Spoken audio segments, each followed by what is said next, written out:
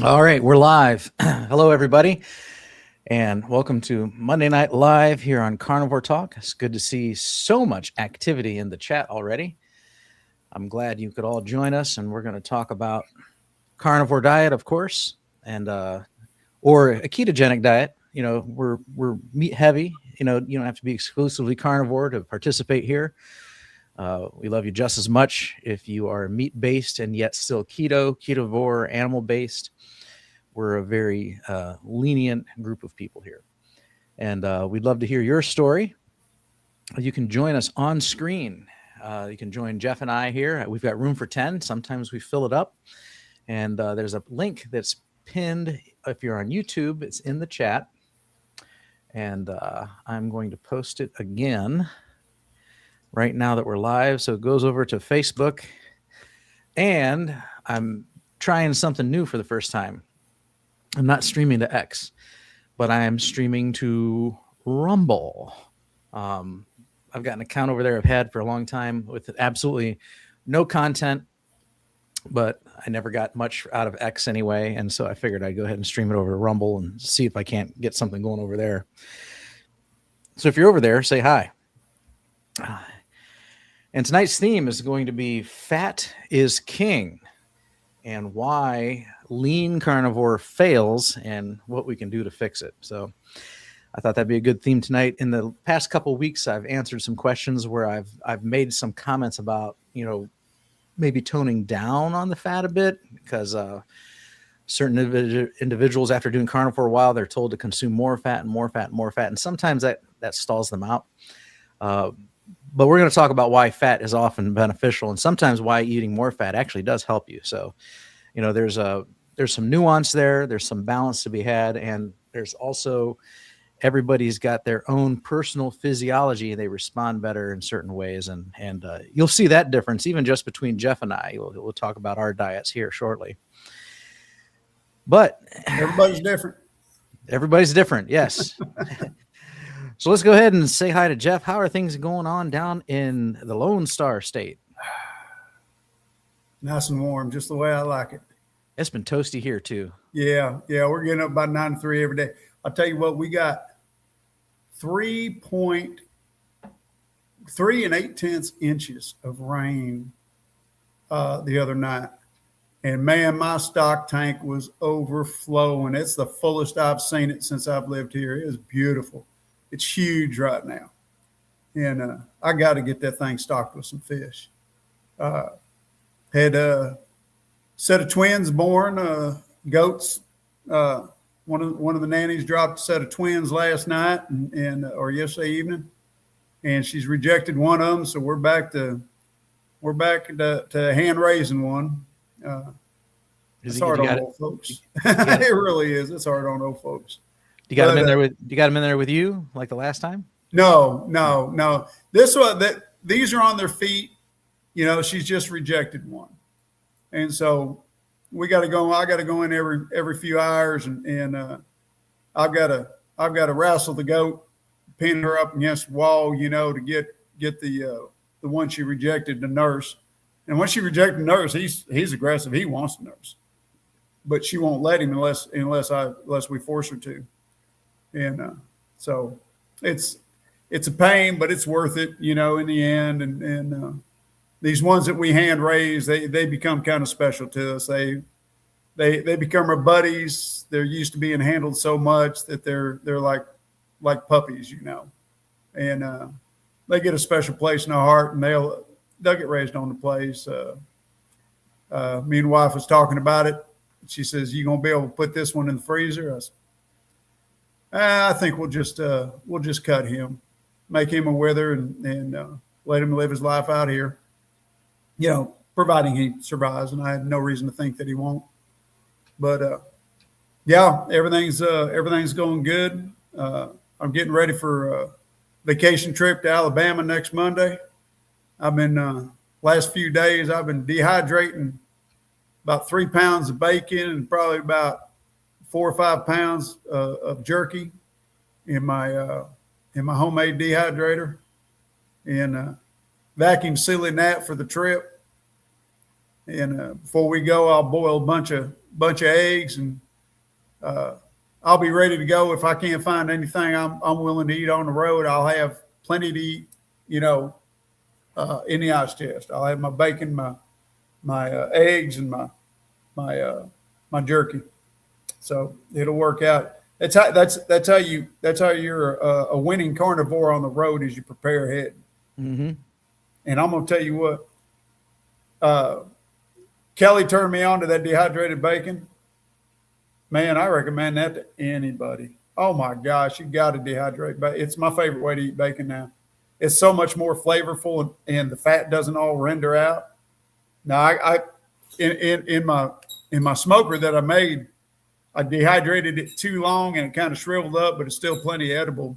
But if you dehydrate it not too long, it still retains its size. It doesn't shrink up like fried bacon does, and and the fat doesn't render out of it. It's just delicious. It's absolutely wonderful stuff. My first batch was a little overdone, but it's still edible. But my second batch came out perfect. So yeah, I recommend that to anybody. It's a good deal. All right, very nice. Over the weekend, I actually went to Pennsylvania for a concert. So my wife's favorite band is Shinedown, and they were playing in Hershey, Pennsylvania.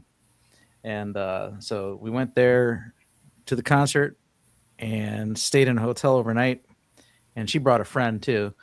And then in the morning, since we were there, they wanted to tour the Hershey factory. So that's where. Oh, that's tough. I mean, it wasn't tough. It was I mean, it's cute. I took some photos. Maybe I can try and pull them up later. But they got Hershey Park, which is like the roller coasters and stuff, and then they got the Hershey.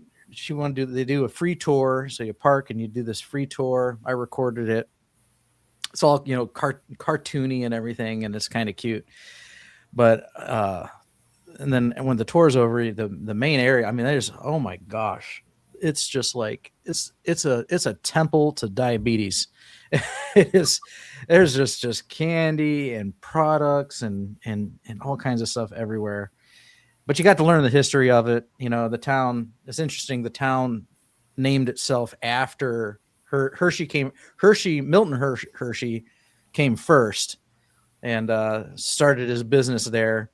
And the name of the town was actually Derry, kind of like in the Stephen King novels, Derry Church. And then after he set up this whole Hershey thing, then the town decided to rename itself Hershey. So I spent Sunday morning basically in the Satan pit. It was. So is that the original company town? Yeah, I believe so. Yeah, and I'll see if I can't. Because I think I watched a documentary on TV about that one time. One of those How It's Made or whatever shows, and they were talking about Hershey. I think it was documented. It was a series about food in America, and I want to say that Hershey basically built the town, built the homes, housed everybody. Everybody worked at the factory type deal. Sounds almost socialist to me, but if it worked, it worked. Yeah, and I think that was kind of the gist of it. Is he built the factory, built the park, and he developed a lot of the town, and because he wanted to make it a nice place for his workers to enjoy, so they would enjoy living there, working there, and then it just took off. So yeah, I get that. Well, a company that takes care of its employees builds up a loyalty from their employees.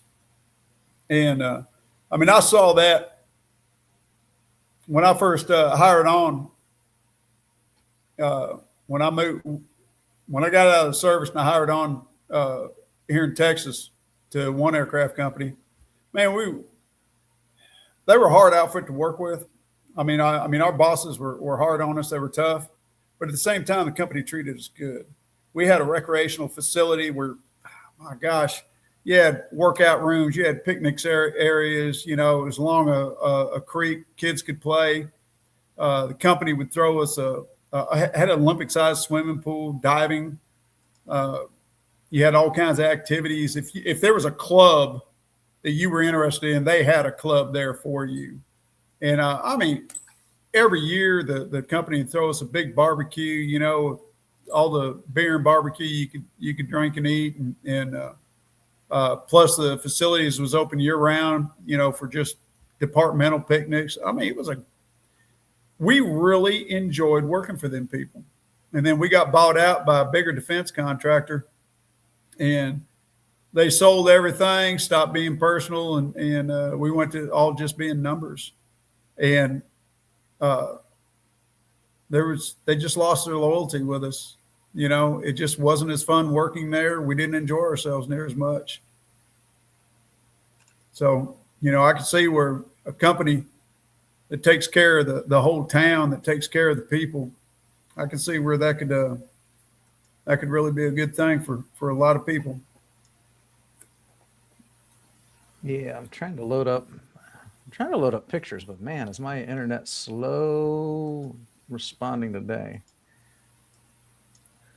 Huh. All right. Maybe later. Now it says that window is not responding, so I better not do anything that's going to crash the computer here. All right. Okay. Oh, before we talk about fat, let's go say hi to those in the chat. Let me catch. There's a lot here. You guys are talking away here. I haven't been able to preview anything, so we're just going to start at the top.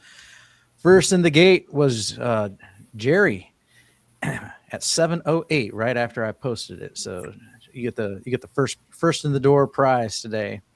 That was followed by Uncle Charlie says, I don't know about you, but I cut out butter and bacon and my belly is getting thinner and thinner. And yeah, I mean, that could be, you know, like I said, there is a such thing as overconsumption, even on a carnivore diet. So some people do better a little bit more lean. Some people do better with a lot more fat. And that's going to play into our theme tonight as well. And then, oh, come on. That's not, there we go. Now it's working. Oh, let's see here. Don't know what's going on in the carnivore community, but some guy named Kurt had a problem with some guy, old carnivore Mitch. I don't know anything about that. Mitch thinks he's a big guy, John Studd. No, I would say he's not. So Kurt's a good guy. I know him, and he's far from being John Studd. I tell you that John Studd's a completely different character. So, in fact, Kurt might even pop in here in a little bit. He tends to do that he's at work, but he often takes a break and pops in and says hi. Well, I appreciated what Sandy had to say. She said, we don't need that drama around here. Right. Yeah, that's true. And I appreciate you, Sandy. Hello, Linda McDaniel and Linda Flanagan and Brian Dish. Good to see you. And let's see here. We got Brian Airy and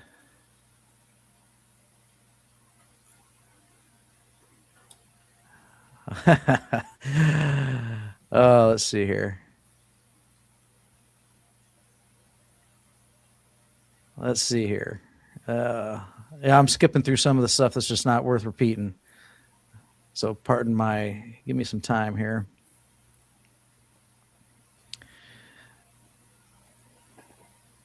Let's see here.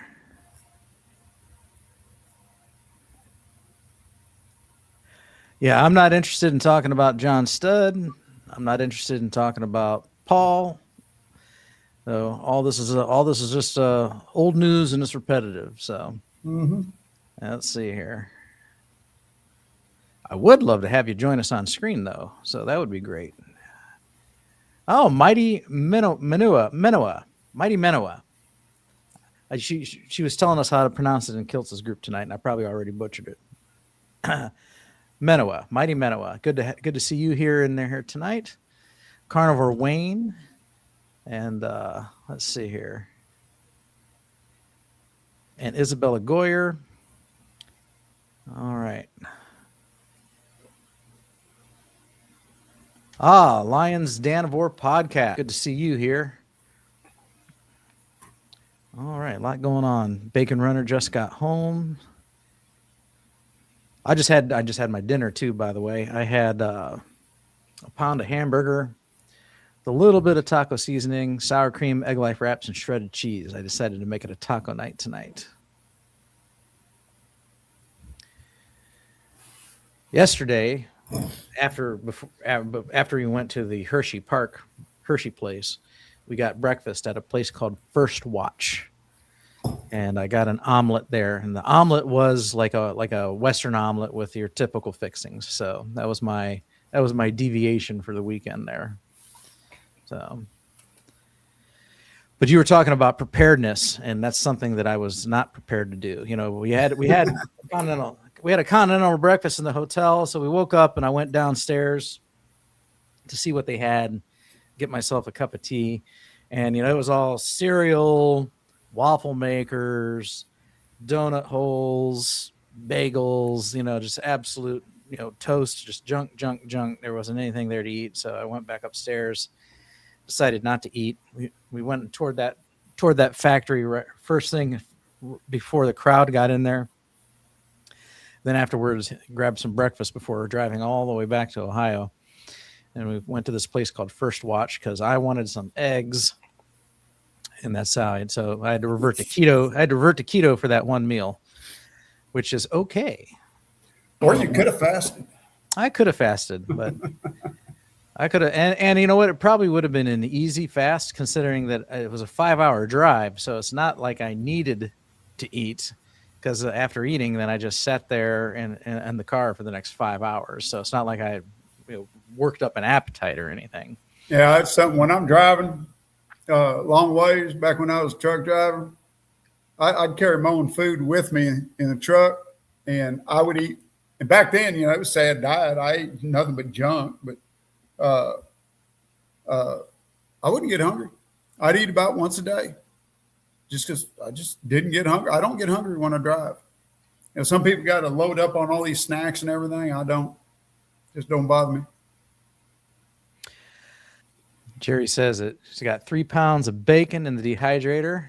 And Brian Bad. says, that's a long trip for you from Akron. Yeah, it was 5 hours. Hey, we finally got Tom to pop in here. How you doing, All Tom? right. I'm doing okay. I'm doing okay. Still getting over that stupid cold, but Yeah. I watched your video today about your first time out walking since you came down with the illness. yeah, Yeah. yeah. So All right. yeah, I got my new T-shirt from Gary. No, Gary knows. I'm digging that. I like that. I like Yeah. that too. Yeah. Where'd you get that from? Gary sent it to me. Gary Okay, knows. cool. Yeah, I think he's been sending them to a few people. So yeah, I like that. That's cool. yeah. Yeah, that's pretty nice. All right. So did you just have a common cold? I don't know what. No, it felt pretty like I was pretty bad. I still have like the bad throat and stuff and the really stuffy nose, but just. But there was a point where it kind of like felt like strep, you know, That Yeah. ain't that good. really heavy cough that you have, Mhm. What do you take for it? What'd you do for it? bone broth for the most part. You just And let it run its course. yeah, just plenty of rest. It takes a little longer, but I took off of work on Saturday. My boss wasn't probably too happy about that, but he understood. I told him like I don't want to get anybody else sick, so that's why I took off. Is something like that harder on a diabetic? Do you think? Probably it raises the blood sugar, definitely. I Okay. mean, my blood sugars, Cortisol and stress levels go up. yeah, yeah. Like, because I mean, it's an invasion to the body. So yeah, Right. definitely. I would definitely say it's going to affect me. But right now my sugars. Well, I have my meters in the other room, so I can't really look right now. But last time I checked, it was about 114, which is fine. It's not ideal, but it's fine. But this morning it was about. No, actually, no, that's not true. Because now I've been fasting. I've been fasting since Saturday, 8 p.m. So my sugars are getting better now. So when I woke up on Saturday, it was 280. This morning it was 160. So it's getting lower and lower. So the fasting is definitely helping when that comes up. So yeah. That's for some of this carnivore, that's some wild fluctuations Yeah. to go that high and then come down that low. That's why I know I was sick, because Yeah. normally I was doing pretty well, and then all of a sudden my sugars go higher. Normally 90% of the time it's usually because there's a virus or something invading the body. And because if you're doing everything right, you're doing everything carnivore, it shouldn't really go up that high. Right. Yeah, that's the first time I've heard that correlation, Yeah. with blood sugar and a virus. That's interesting. Yeah. Jerry's got hers too. Oh, you got your shirt too? Yeah, mine's. I like them both. Yeah. Do, Very do, you- nice. do you do you think that Gary has beer on his mind when he makes these shirts? I'm from Milwaukee, so this is appropriate for me. Yeah. Well, it's fine for me too. I'm just saying. I don't drink beer. I don't like beer, but I love this shirt. I used to. Yeah, so did I at one time. I was a regular drinker. I'm now just a once in a blue moon social drinker. So Yeah, I was a regular drinker too. As soon as I got off work, it was a tall boy, and I didn't quit till I went to bed. mhm. Right. Yeah, And I'm sorry, but I'm not bragging. That just shows you how bad I was. I mean, back then, drank all the time, enough to where I wondered if I wasn't an alcoholic. And then it turned out when I had the motivation to stop drinking, I quit drinking. It's not a big deal. So I wasn't an alcoholic. Thank the good Lord. Mm-hmm. Now my father was, but he was a happy drunk. But I didn't fault him for being an alcoholic. Any man that's fought in 3 wars, he deserved to drink if he wanted to. That was his business. yeah, I know people like that. I had a guy who worked for me, and on his way home from work, he'd pick up a case with 30 cans in it. He'd have that polished off by bedtime. I thought it was Yeah. crazy. And Dad didn't drink a lot. He just drank all the time. I rarely ever saw him drunk. Mhm. Well, my It's former kind boss one of time. like the guy that came home drunk every night. He come home drunk, sober one night. The dog bit him because didn't know who he was. My boss was telling me one time there was a guy that used to work for him, or he did work for him, and he would be like totally sober throughout work. He would be the best worker. He was like one of those like hard knock workers and everything like that. But as soon as he got home, and he would just like pop open the can of beer, he'd be like, "Don't call me to come in. I'm not coming in." Yeah. Well, I remember, back in the day, back when I was a younger man, we didn't have open container laws, and you could drink and drive. And a lot of people did. I did. Right. If you asked me how far it was from here to San Antonio, that was a 6-pack. We measured our mileage in beers, and I didn't get drunk, but I did drink, and it's not the right thing to do. It's the wrong thing to do. I quit doing that when I had children. Right. There was no sense in doing what I was doing. That was back when I was a single man, and but back then, literally, you could get pulled over and have a beer bottle between your legs, and cop pull you over, and he'd just go, "How many you had?" "Oh, that's my number 2. "All right, don't do no more." And that's the worst he'd do. If he could evaluate you and see that you had your faculties, that was it. It was no big deal. Yeah, that's all he cared about, really. Yeah. But They used to allow the brewery workers in Milwaukee to drink while on the job. That was acceptable back in my day in the 60s. well, down here now, I've known several people that work there, and I've delivered bottles there. We have a Miller Brewery down here in Fort Worth, and people I knew that worked there, they weren't allowed to drink on the job, but they would get 2 beers at lunch. Mm-hmm. On the company. And so they were allowed to drink. Now, me in my job, we drank. We just had to go off site to go get our booze. But it it's all in the past now. No longer have a taste for it. Don't want it. And so you got Milwaukee up there. You got Budweiser up there. Down here, ours is Shiner Bock. Shiner Bock. It's a Texas beer, dark beer. Man, it's wonderful stuff. So I used to come home and, first thing I'd do is crack open a beer. I'd have a beer with dinner, maybe another one after dinner. And then I often went to go to sleep. I would also often have a shot of whiskey right before bed to help me fall asleep. That was almost a daily thing. But obviously, though, those habits are gone now. I went carnivore and quit the alcohol and stayed off of it for probably well over a year and a half. And now, like I said, once in a blue moon, we go out for open mic or karaoke or something, or someone invites us over to show us some hospitality. I might have a drink but that's it, because it actually just doesn't interest me anymore. So no, yeah. It's amazing how the cleaner our bodies get, the less it wants poisons in it. Mm-hmm. And yeah, there's some evidence to show that small amounts of alcohol can be healthy for you to some degree, especially the spirits. But in reality, it's still poison. Mm-hmm. It's in the dose, like any poison. It is still poison to the body. The body doesn't want it.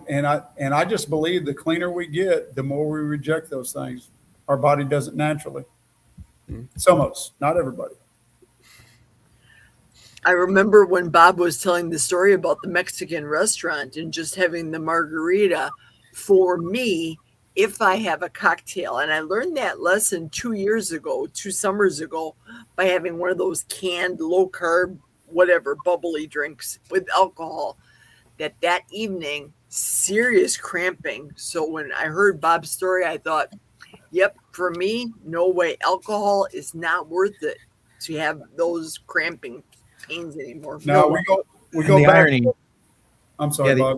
That's okay. I said that. And what's interesting though with that though is I was blaming alcohol for the last year and a half, and turns out it was not the alcohol. It was the actual Mexican food. So right. that was the crazy part, because we went out for Mexican. We should go out for that like once every month or two. And that's like my kryptonite. So I'm like, it's Mexican. I'm going to cheat a little bit, and, but this one time I was like, I'm not drinking any alcohol. It's not worth the seizures, the cramps or anything. And so I didn't. And then 3 hours later, we're watching TV and I had to jump up on my feet because everything started to cramp up, every muscle in my body again. And I'm like, oh my gosh, it's not the alcohol, because I didn't have any, And then I did some research, and apparently it's the Mexican food. I guess they use loads of potassium in just about everything. Wow. Potassium in the corn, potassium in the corn chips, the corn tortillas, tomatoes are high in potassium, avocados high in potassium. And I thought I was being good by not eating the rice and the beans, Mm-hmm. But and I mean I was, but yeah, no, that's the only conclusion I can come to is the potassium. And so the good thing is now I can legitimately say, sorry, Mexican food's not an option. When the family is saying, we want to go out to eat, now they can't be like, we want to go get Mexican, because I can legitimately say that's a hard no. You guys saw what happened to me, because they did finally witness me having some of those convulsions. You finally saw what happened to me. So Mexican food is off the table. And so that's good, because now I never will have that temptation in front of me ever again. So we've got a Mexican joint about 25 miles from me up in Stephenville. My son-in-law's favorite place, because I got menudo and he loves menudo. And there we can get fajita meat a la carte. Mm-hmm. They got a steak too, T-bone steak. And it's not bad, but it's thin. It's not very big. But I can get an order of just fajita meat a la carte with nothing else for like $9, So get 2 orders and it's enough to fill me up. So for $18, I can get a pretty good beef meal out of that. I was just Yeah. watching the chat going on, and somebody was just talking about the World Cup. Now, the concessions for beer, I guess, they were having a hissy fit, and they were talking about banning the concessions from the World Cup. But then, of course, the beer vendors, I don't know the names of the beers, the Mexican beers, the one that they put the lime in, whatever that is. Corona. That's Probably it. Corona with a lime. Yeah. Yep. They were talking about saying, I spent all this, the company spent all this money on advertising, and now you're saying we can't have beer at the World Cup? I don't know. Beer, alcohol is not that big of a deal, in my opinion, but I'm old. I'm past that stage in my life. Yeah, no, the younger people, it's like the world revolves around beer. Right, right. Hey, I'm up to 54 viewers, so if you all could hit that like button and help YouTube push this out in front of some other eyeballs, that would be fantastic. My record is 64, by the way, so that's why I see it get that high. I start to get a little excited. Yay. So, I had a comment over here. I've been reading some comments while others have been talking, and Carnivore in STL at St. Louis, Ken says, today is my 1 year carniversary. Plan on doing this for life. So congratulations. Yes, and I'm right there with you. So,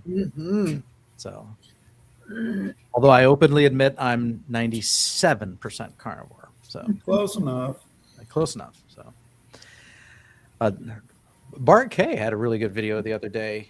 The thumbnail, it shows me, sometimes I see different thumbnails depending on the device I'm using, but he had like a very healthy Neanderthal skull, and then a very, very deteriorated looking Homo sapien skull. Yeah, I watched that one. Yep, and it said, you know, humans are carnivores. Here's why. Excellent information. He brings up, I think, 4 or 5 bullet points.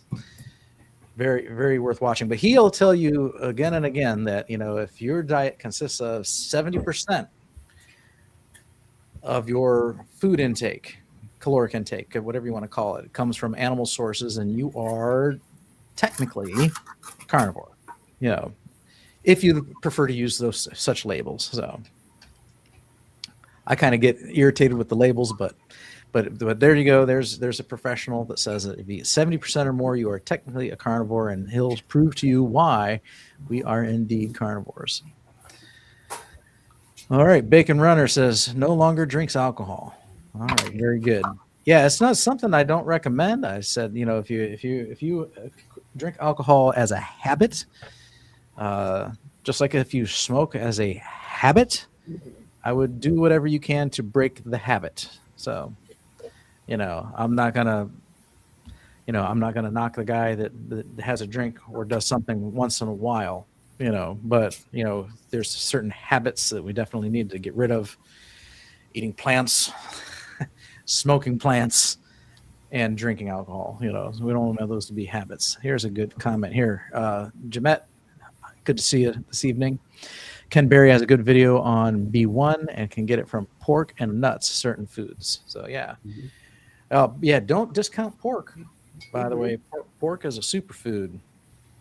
So I know in the community where a lot of us talk about the ruminants, eat the beef. And yes, beef is definitely good, but, you know, don't rule out the other meats either. All right, let's get my notes out here. So we'll talk about our theme. Oh, wait for Jeff to come back and we'll talk about our theme. All right.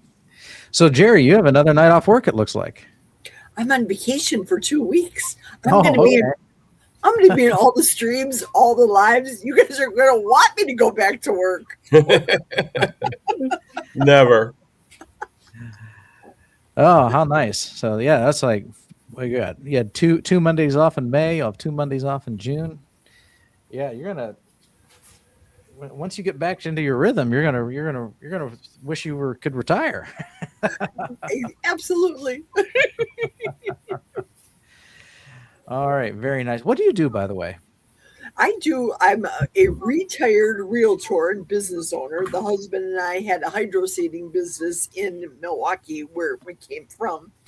And he's a retired truck driver, family business.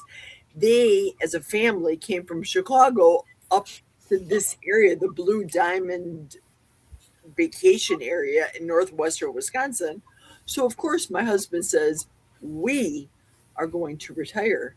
Well, we retired, and I still did real estate back and forth, put on tons of miles, I-94 tires, the gamut. And I said, maybe I'm just going to hang it up after 24 years, hang up my real estate shingle, and went to Manpower. I thought, I'll do something light. I was huge. I was 363 pounds. So I had to do something and get out of my new construction house because I was just sitting around cooking and eating all the time. So I applied for light assembly work, and I'm doing that right now. I get paid excellent benefits, health insurance, because, well, of course, the husband's retired and I'm too young for Social Security myself. So that's what I do. I sit in a factory and I put stuff together and listen to YouTube all night. Mm-hmm. All right. Jemet asks, how can I cook pork so it's tender and in fry pan tough? Any ideas?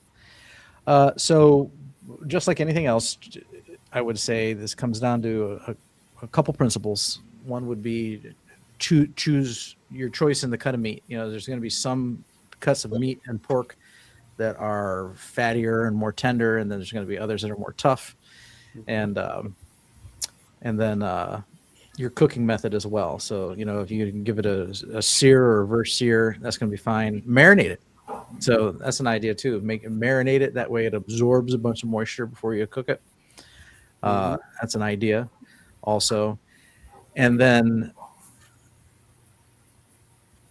I don't cook in a crock pot, but my wife does. But it seems to me that every time she makes something in the crock pot, it usually comes out pretty tender, even tough cuts of beef. So your cooking method. So you got your proper cut, possibly marinate, and then you got your cooking methods as well. So if you're doing it in the pan, you might want that the quick sear to try and trap the moisture on the inside. Right. Low and slow, pork butt, pork shoulder, low and slow in the crock pot. If you set it when you go to bed at night on low, 8 hours, it's pull apart pork tender. Just set it and forget it. Yep. Mm-hmm. No shake and bake, Juju. No. But I have it. I use pork rinds. I actually use pork rind crumbs for mine, and I actually I've been using a deep fryer, deep fry daddy with beef tallow or lard as the grease, and I cook it in that, and it comes out delicious and nice and tender, nice and juicy, just like you're doing with shake and bake, but it's not shake and bake. And it's just easy too. And then with that in mind, I like pork bacon. I love pork sausage. I love pork sausage more than I love pork bacon. So I eat sausage every day. I'm kind of that's where all sausage went. I like ground pork. I like pork loin. So it'll come as a big loin, and then you can bake that in the oven or on the grill and cut that into slices. When it comes to pork chops, I'm kind of like on the fence with it because sometimes those can be pretty dry, How about you, Jeff? Jeff, he'll hunt his own pig. So if he hunts his own pig, he definitely knows how to cook his own pig. So Oh yeah. Jemet, My favorite way to cook them wild ones is take the whole pig, put it on a smoker, smoke that whole sucker, and then I have a big, what I call a pig picking party. Pig picking party. You just fall off the bone tender, and you just pick it right off the bone. It's wonderful. That was Jemet's question: was how can I cook it so it's tender? Yeah, you don't want to pan fry. Oh my God! Now, okay, I'm gonna back up on that. Yeah, pan fry. Get a good sear all the way around. I heard that already mentioned. Get a good sear all the way around, and then slow cook it in a crock pot. slow cook it in a pressure cooker, Instant Pot. If you got a smoker, smoke that puppy. That's the best way. Smoking is, in my opinion, the only way to go. And I smoke it, just about everything. Even hamburgers and steaks, I smoke them. But you got to go, like I heard Jerry say, you got to go low and slow. That's all there is to it. There's just certain cuts of meat that will not work if you try to cook them fast. It's not gonna happen. It's just like pork loin chops, Jeff. No, pork loin chops are always tough. It's like, when I get a cow back from the processor, we'll have London broils, we'll have top round, we'll have all these tough cuts. And what I do with those, I make jerky out of them. Ah, that's the only way that way I get exactly what I want. It's good eating, and don't have to slow cook them or nothing. Mm-hmm. That's true. I forgot about that. Yeah. Jemet says, Ken Berry said pork liver for B1. So yeah, pork liver would have some B1 in it, but believe it or not, the pork muscle meat is going to have more B1 in it than the pork liver does. So just enjoy the pork muscle meat to your heart's content. So pork he has another video where he talks about bacon as a superfood, pork sausage is a superfood. So enjoy them. Pop Carnivore said he used to eat pork chops with cold applesauce.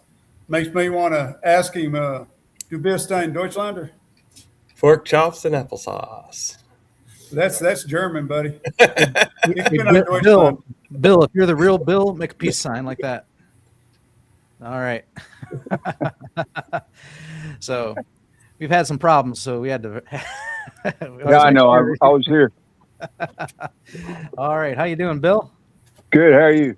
All right. This is Bill Cook, everybody. We often see him in the chat every day. He's a new Avenger, too. Amy just in the Avenger. Latest one. I love Got it. my dentures in, so I figure I can come on. All right. What's your superhero Avenger name? Chief Ketosis. Chief Ketosis. All right. Very good. So I never sent Amy a picture. I even came up with a name, and I was meant to send a picture, and I just never got around to it. So just so busy. Dilly. What's that? Oh. It's my beer button. Oh, okay. I used to push this, and my grandkids would go get me a beer. Way to train your grandkids. Right. Hell yeah, I did. Really? I trained them right. I tried teaching my Labrador how to do that, but she couldn't catch on. And this is my favorite one. Says ring for beer. It's a cowbell. Uh-huh. My granddaughter, her name is Belle, says it's ring for beer. So I use this one. She go get me a beer. That's too And good. then I got this for Christmas and started Carnivore the very following month. Oh man. But I ain't gonna get rid of it because it's like, I thought it was cool. Did you quit drinking beer when you became carnivore, or did you taper off? Well, I drank it the first month, but not often, a couple times. And then I drank like 4 beers one day, and I was like, I'm done with this stuff. Good deal. Good for you. But I mean, I still know people that drink beer. See, I got the dilly hat. Yeah. I don't care. Anyway, I got rid of a lot of my beer drinking shirts already. Yeah, when I do have a drink, it's usually a whiskey. So yeah, beer. I don't know, beer. It doesn't appeal to me anymore. So yeah, I haven't had a beer in like 2.5 years. About. Mm-hmm. I think I did that first month, like maybe the middle of January, over 2 years ago. Mm-hmm. And then I ain't had none since. I think I've had 2. So, and it was that first time, that first night a year and a half ago, I experienced the cramping issues. This is why I blamed it on the beer. That was I had 2 beers that night, and I don't think I've had one since. So yeah, outside in the last 3 years, I've only had 2 beers the one time, and it's not for me. I lost my taste for it. So, and it's an acquired taste. Like, like my son, he's 20, he'll be turning 21 in a year. And, he's tried some beers and he's like, oh, this stuff's disgusting. How can you stand it? He likes the flavored stuff, like the Mikes and the Smirnoffs and stuff, and I'm like, well, it's an acquired taste, you have to acquire it. But then, now I've unacquired it, and we're gonna say hi to Kurt real quick because he's probably on break on a limited time. How you doing, Kurt? Hey, Kurt's here! Hooray! I can barely hear you. I got to figure out what's going on. All right. Oh, and we lost Bill. Oh, we lost Bill and Thomas. Yeah, Thomas. We lost Tom. Well, I saw Thomas disappear. Well, Oh, yeah, and we just lost Bill. Both of you are more than welcome to come back if you're having connection issues. So, all right, controversial carnivore. How you doing, controversial carnivore?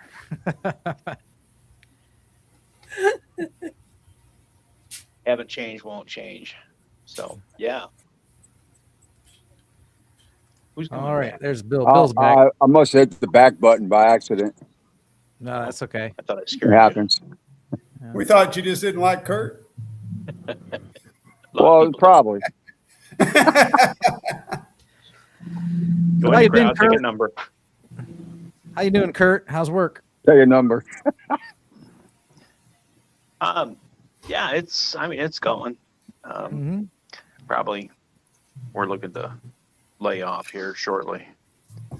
So things Is are that- slowing down. Now, does that put you in any kind of risk, or are you good to go? Yeah. Yeah. I got a few surprises up my sleeves if we go on a layoff. Mm-hmm. All right. Are you still doing the egg only fasting or not fasting? Egg only You eating. know, well, I mean, the other day when I cut up my ribeye, I had a piece of that, and then I think a couple days later, I had the wife. I wanted to try the hot dogs she got; they were pretty clean. Mm-hmm. So I tried a couple of those and the eggs, but mainly, yeah, just strictly a dozen to 2 dozen a day. Mm-hmm. All right. Very nice. So we get to admire your resolve for sticking to it.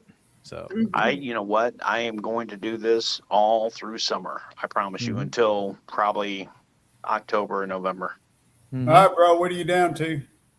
Huh? What are you down to? I haven't seen you post a scale measurement lately. Well, because the wife, I was a naughty boy. The wife bought some biscotti and she offered it to me. And I'm like, no, I'm not going to have any. And then I got home Friday after work and I said, you know what? I'm just going to eat it so she don't. So I did. You took it off her hands. You're a hero. I kept her from poisoning herself. Yeah. Yeah, jump on that grenade, boy. Yeah. Yeah. So. Oh, yeah, well, hey, that's just, you know what? I'm this is still a down to moment- 240. Momentary blip on the radar, and you're right good, back though. to your It's egg good. diet. So it's no big deal. Yep. At least, I'm not back on the booze, which is fantastic. It'll be 6 years, November 19th. Mhm. Awesome. Yeah. Yeah. The biscotti is a problem if it becomes a daily thing. So, What thing? the biscotti is only a problem if it becomes an no, everyday no. thing, So No, you came home no, on a Friday no, night and you had a biscotti. It's not the end of the world. So, No.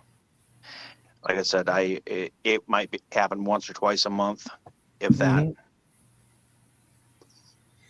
Jason just asked a question in the chat about the chicken skins that are marketed and they are cooked in seed oils, which I never understood. And Jason's asking, would you eat them? Me either. In No. the air fryer, plain chicken skin, that's fine.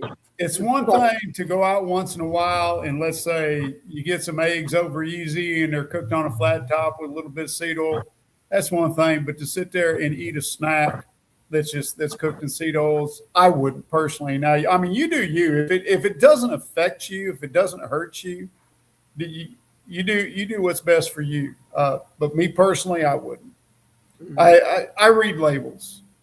And when I pick up something and one of the first ingredients on there is any kind of seed oil, that's it. I put it down. I don't want it. But that's just me. I can't speak for anybody else. Yeah, I try and avoid seed oils as much as I can, but I'm not like afraid of them like they're, like one little touch is going to kill me. Like I don't go when I go to a restaurant. I don't care to ask what they cook it in anymore. I used to, but I don't do it anymore.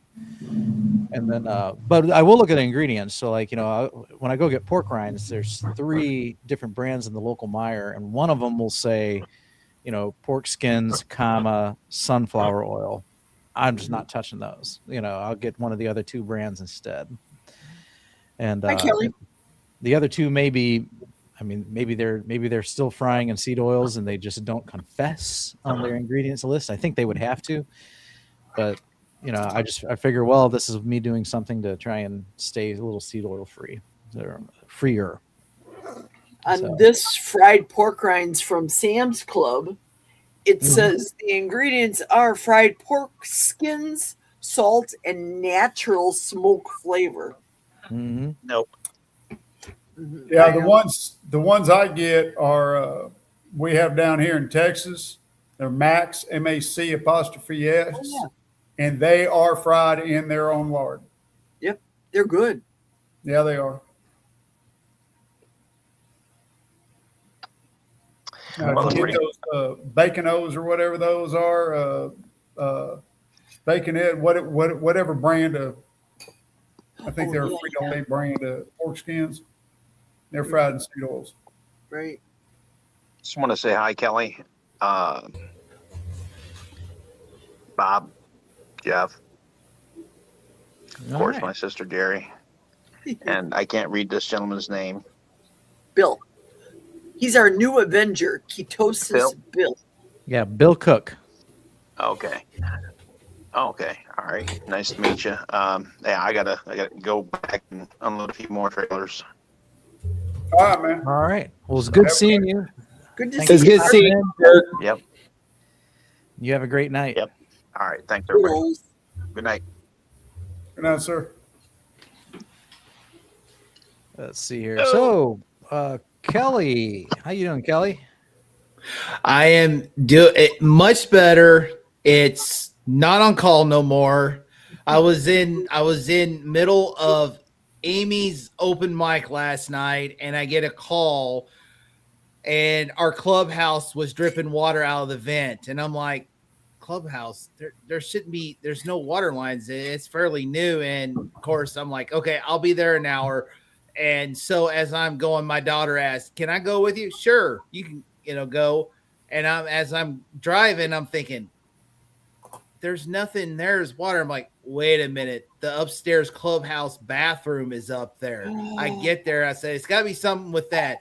And when I got there and I saw it, and I'm like, we had a resident. He passed away, and he always clogged his toilet and managed to lock his toilet flush handle up to where it would just flow out and flood his apartment. And that's exactly the same thing. And I'm like, who let the ghost of Mr. Varogan Dewey into the clubhouse? Because it's exactly just like that.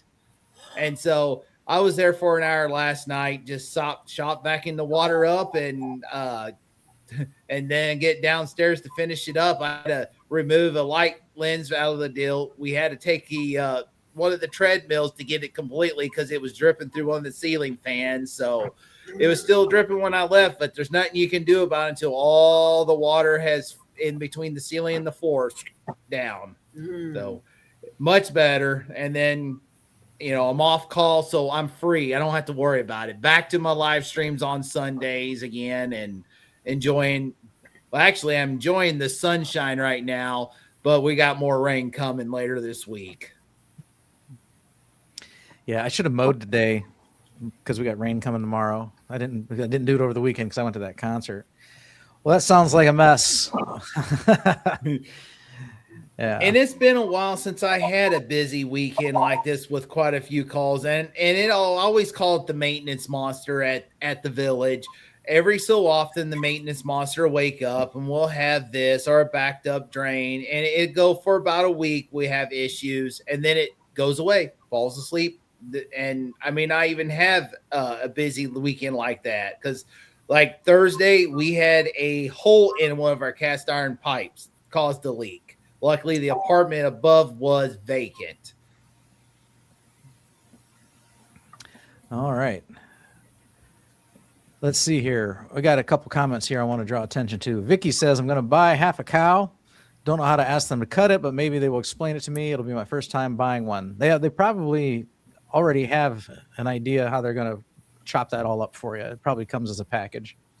They generally do. Now, if you do go in and you're going directly to the processor, they're going to give you a sheet of paper and it'll have the cuts and they'll walk you through it. And they'll ask you, do you want your brisket? Do you want your brisket, split between flat and the other half? I forget what it is now. They'll ask you how you want your ribs. They'll ask you this, that, and other thing. So just let them guide you if you have that chart. Me, generally, when I get one of my cows processed, I got a few specifics but for the most part, conventional cut is all I tell them. Just give me the conventional cuts. The extras that I want all the fat that isn't used in the hamburger.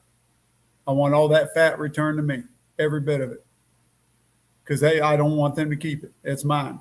It's my cow. It's my fat. And I get the bones. I want the bones back. I want the marrow bones, and I want the dog bones. I want every bit of that cow back. They can keep the hide and the brains. I get everything else. There you go. Papa Carnivore says he's down 7 pounds on his weight loss program. Needs to lose 25 or more to get back to his fighting weight. And I know you already addressed this, but I wanted to bring it up. So found these new chicken skin chips. They are very good on the go. Unfortunately, made with seed oils. Would you still eat? Me, no, not with any regularity. So I'd have to be like starving and out of options. For me to consider it. Now, there's plenty of people out there doing a ketogenic diet and they don't care about this whatsoever and they're going to gobble those up. Maybe that's you. So, but there's some warnings about seed oils. Like, they are unnatural. They are nasty. Like, get on YouTube and just research how seed oils are made. And it's enough to make you barf. So you take these, soybeans or corn or whatever, and, they squeeze them for what little oil is actually in them. It takes myriads and myriads of kernels to just get a little drop of seed oil. It goes rancid very fast, and it'll stink and it'll taste bad. And so then they got to apply all these other chemicals to it to deodorize it and to change its color and everything. And in the end, you get this oil, and it's just something that's, like, for me, it's something that's not found in nature. And that's my problem with it. So, and then they're high on omega-6s, and it's, if you eat that bag of chips, is anything going to happen to you right away? No. The thing with seed oils is they're a slow acting poison. So, you keep eating things with seed oils in it over the course of decades. And then what happens is you reach middle age or older age and your health completely deteriorates. Mm-hmm. And it's hard to get rid of this stuff too, because you can store seed oils in your body fat for up to 6.5 years, and so I would just try and avoid it. For me, I would avoid it. I wouldn't just regular. Like I said, is a bag here or there going to hurt me? No, but you don't want to make a practice of it. And that's kind of when you say that, like, oh, I found these are pretty good, good on the go. Well, it almost makes it sound like, it's innocent. Hey, I'm always on the go. This is something I can quickly grab. But that becomes a habit or a pattern that you don't want to do. So if you had one now and again, it ain't gonna kill you, but if you're always on the go and you're always grabbing this because it's convenient and on the go, Well, that's how our health problems become health problems, is because we've succumbed to this grab and go lifestyle, and we're eating convenience foods and not real foods. That's my opinion on it. So, anybody else want to add anything else to that? Yeah, I would just go fast for 3.5 days first. There you go. And Jeff mentioned that earlier too, when I talked about how I had an omelet, and the omelet had some mushrooms in it and some onions or something, which for me, I don't mind cheating with keto once in a while. But, Jeff, on the other hand, he would have fasted. He just would have chosen not to eat. And that's fine. Right, just when I was in the hospital with my pulmonary embolism, I'm just like, I'm not going to eat their crap. Yeah. Right. I'll fast. That's That the wouldn't way. do either. That's 3 the times a way- day they'd bring me a tray, and I say, "Take it away, peasants. I don't want it." That's probably the way I would do it too. Yeah, and I look at things more of on a sliding scale or a spectrum. So like, the omelet I have, I don't look at as their crap, but earlier when I went down for the continental breakfast at the Days Inn I stayed at, they had the waffle makers and the toast and the bagels and the cereal. That was crap. That's the kind of stuff I'm not gonna put in my body. I'm okay. I'm okay with a Western omelet from time to time. So. Well, even that stuff, sometimes you got to be careful of, because I told you before, I went to go see my sister out in Louisiana, and the hotel we stayed at, of course, they had one of the, continental breakfast, whatever you call it. And I look over everything, and the only thing they've got there that I'm willing to eat was these sausage patties and the eggs, scrambled eggs. And I loaded up on them, and I was sick for 3 days. Because I'm figuring them sausage patty, if it had been bacon, I think it would have been different, but it was sausage patties. And I bet that they were probably full of grain fillers, because they're going to buy the cheapest stuff they can get, right? So grain fillers, probably full of cooked in seed oils, probably full of seed oils. No telling what the seasonings was in that sausage. I can't pinpoint what it was exactly, but there was something in that sausage that made me sick. I had an upset stomach for 3 days from eating that. So lesson learned. That's why I don't eat store-bought sausage. I just make it here, and I like the sage flavor. So yeah, I just either take ground beef or ground pork, and I just make my own sausage. We were on the road, we was off visiting my sister in another state, and staying at a hotel. And you weren't here earlier, but I was letting them know. See, I'm fixing to go on vacation, so I'm taking a page out of your book. I spent several days this week dehydrating bacon. I've dehydrated 3 pounds of bacon. I dehydrated 4 or 5 pounds of beef jerky, and I don't marinate my jerky. I'll put a little seasoning on it, like some Slap Your Mama seasoning or something like that, and just dehydrate it. Because I don't want any soy or Worcestershire or anything like that. So I've been taking a play out of your book and vacuum sealing it all, And so we'll be taking that. I'll be boiling a couple of dozen eggs. So if I can't find anything I'm willing to eat, I'll have something in the truck I'm willing to eat. There you go. Yeah, taking that right out of your playbook. That's one thing about it. If I'm traveling and I'm like, when I go to Keto Palooza, I may not have eaten. I have no problem being, having nothing. I may eat, I may not. But when you are with a group of people that are on the standard diet, it is tough. And so every time we stopped, I want to make sure that I had stuff with me. And I also want to make sure if we stop, can I be able to get something that I could eat carnivore? But that's the one tough thing I have when we're on a road trip. But other than that, if I'm by myself, when I'm in my routine, not out of my routine, I'm good. Yeah. Yeah, the beauty of it, like I said, you're prepared ahead of time, and if you come across something, that you stop at a restaurant or something, and you can't find anything you're willing to eat. You've got something to eat that you can fall back on. And if need be, I can live off of nothing but eggs, dehydrated bacon, and jerky. I can live off of it. Wouldn't hurt my feelings in the least. Ooh, yum. CB Carmack sent me Jack Link's advertising for the dehydrated bacon. Now, Jack Link's is right literally in my backyard up in northern Wisconsin. And they use tons of sugar, but I know people that worked up at Jack Link's and they were, ooh, do not eat their food, period. But the whole sugar aspect, all of it is sugar, sugar, sugar. And soy, Jeff, you're right. Yeah, I will not allow soy in this man's body. Nope, me No, either, buddy. no. I will I not bet allow the soy my body. soy was in them sausages, is my guess. Mhm. More than likely. More than likely. Juju asked Jemmett in the chat about Johnsonville. And, you have to read those ingredients. Read I those would labels. not. Read the labels. Right. Here's what I look for. When I read a label on something like sausage, lunch meat, anything like that, first thing I look for is seed oils. And supposedly, whatever is the most in that ingredient list is whatever's the first in there is what's in there the most. It tapers down. If it's at the very bottom of the list, it's the least amount of things in there. That's correct. But I look for seed oils. I look for soy. I look for sugar. Now, there's some of the other things people don't want, like gar gum and stuff like that. I'm not too worried about that stuff. But my main thing is seed oils, sugar, and soy. I don't want. And carbs. Yeah, I don't want any carbs in it. That's my main thing. And like I love chorizo.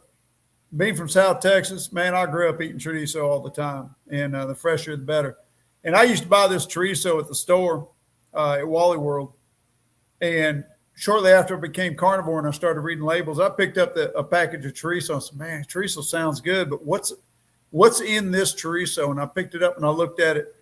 And it was like the third or fourth item in it was soy grits. And I'm like, I never even heard of soy grits. What are soy grits?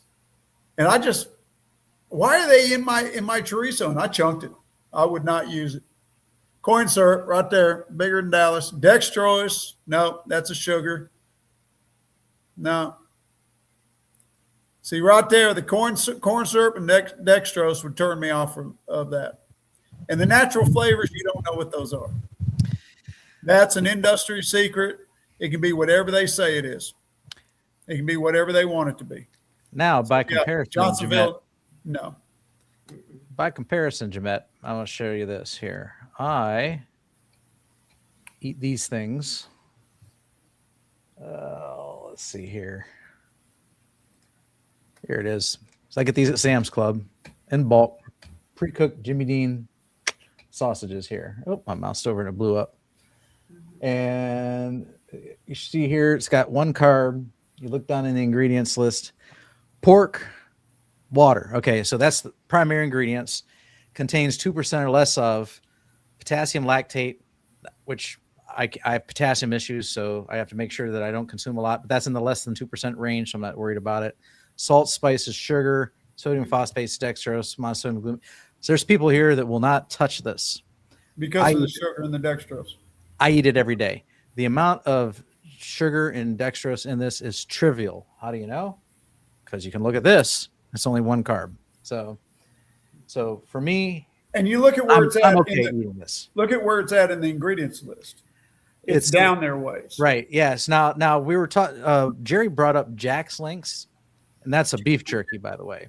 Yeah. So if you read the ingredients in Jack's Links, by comparison, it'll say ingredients: beef, brown sugar, yep, and some other stuff, and then 2% or less. So that means that there's greater than 2% of brown sugar in there. I won't touch that. But I will get a sugar-free jerky if it puts that past the 2% or less side of things. So again, for me, it's a sliding scale. There's the lesser evil, you could say. And that's where everybody has to make up their own mind on what they're willing to allow in their bodies. What their limits are. And you determine that by how it affects your body. Mm-hmm. If you're only eating a couple of those patties, it's probably not that big a deal. Yeah, every morning. That's like I'm lazy, so like I wake up, I pop those in the microwave. I don't have to worry about cooking. I eat those, and I take my vitamin D and my vitamin K too, and my fish oil pill with it, and then I'm out the door. So That's my breakfast. Yeah. So, And here lately, I've been eating fructose. I've got a blackberry vine on my back fence separating my pasture from my backyard, and they're natural. They're growing there, and so I pick a few and I eat them. I was eating them when we came on earlier. I just picked a handful and I was sitting there eating on them. So, and that's fructose. So I'm getting sugar right now. Now I know this kicks me out of ketosis, but what I'm seeing is it's not causing my weight to change. It's not affecting me. I'm not noticing any inflammation or anything in my body. So I'm seeing no changes. And berries are generally low glycemic index anyways. But I can't stand to see them go to waste. I do pick some and feed them to the goats, but I can't stand to see them go to waste. And believe it or not, my grandkids don't like them. I don't understand that. When I was a kid, I used to love going and picking berries. That was one of my things. I probably have another month, and then my cherry trees will probably be having cherries on them. Ooh. So, let's see here. Cranky Carnivore Cutler. I get chicken leg quarters for 88.5 cents a pound. Where? And save the skins from the thighs. That's what that says. 8.5 cents per pound. That might have been It's got to be a typo. Typo. I think probably 85 cents. I'm going to cook them in the air fryer when I collect enough. I'd be eating a lot of chicken. I come across that. If it was 8 cents a pound, I'm like, where you shop at, Cranky Carnivore? Because I want to know. Brian, any thoughts on extended water fast more than 120 hours? What's 120 hours work out to? 5 days? I wouldn't do it. So, you can go without food. Longest fast from food on record is 382 days. So Jerry here does it every 40 days annually. Every year she does a 40-day fast. And she's a freak. It started out for our Lord and Savior Jesus Christ. That's what it started out. Yeah. But I love it. I Right. love fasting. Well, I'm not going to do 40 days like Jesus, just like I can't walk on water like Jesus. So. However, you go Jerry walks on water. much beyond 5 days with no water, and you could water. jeopardize your life. So that's I would if you fast, I would still consume water. I wouldn't go more than 5 days without water. You could do yourself some serious harm. So yeah, no, the water's important. What's your reason? What's your reason for the fast? It's like when I fast, sometimes I fast just because I don't feel like eating. I'm not doing it for any particular reason, and it may last a day or two. Right. I don't fast personally for dietary reasons. When I fast, it's for spiritual reasons. Yep, that's I do a spiritual fast. So it's all about, for me, prayer and meditation. Usually I'm trying to get over something. I'm trying to understand something. I've got something that, I don't know how to describe. There's something going on that I want to add extra prayer to. And so for me, spiritual fasting is the only way I fast. So what is your reason for fasting? Is it strictly for your diet, for your health, or your spirit? Spirit first for me. Then I learned about fung and to stave off the effects of cancer. Me being 65 now, I bypassed my mother's calendar year of her diagnosis. So I've had surgeries, but that's not a diagnosis. By the grace of God, I don't have cancer, and I've passed that. So that's what my why is primarily. Why do I not want to eat sugar? Why do I not want to have the cake and the donuts and the real Coke? I don't want that cancer risk, in my opinion. I do it for autophagy. Mm-hmm. Mm-hmm. Yep. There you go. That's the main reason for me. I think it's just Autophagy I still have stuff wrong with me, so I'm hoping the autophagy gets some stem cells going and fixes it. I got skin, brother. I used to be 363 pounds. I have some skin. Yeah, yeah. My wife calls me skinny, and I lift up my shirt and I says, "Look at all this. I'm not skinny." She goes, "No, that's the extra skin you got from losing weight. You're skinny." Brian asks how often I fast. I don't. So I'm just not in fasting. I like to eat. So I intermittent fast. I eat 1 to 2 meals a day, but I don't usually do any extended fasts. I honestly think that could be a mindset thing you could Yeah. change if you'd like.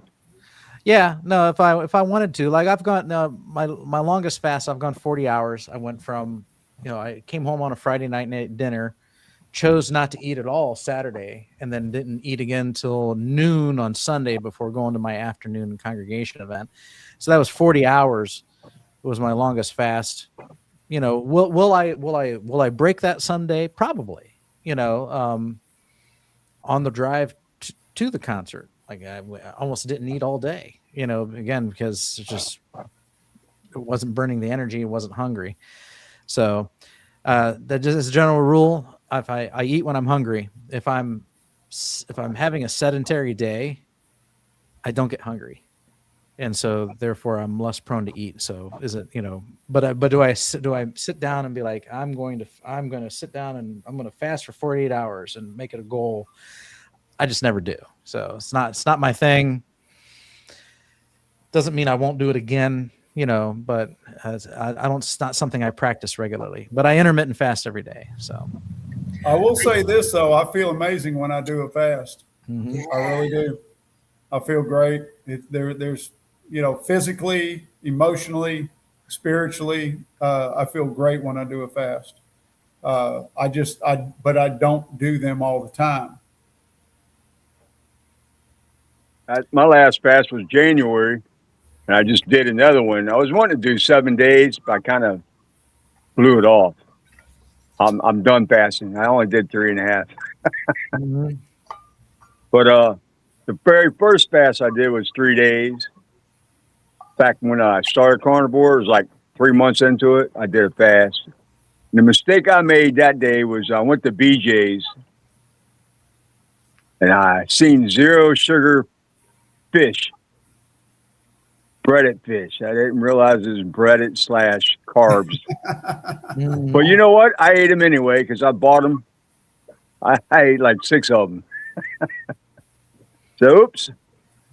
Yeah. And then I just kept going on with Carnivore. So mistakes happen.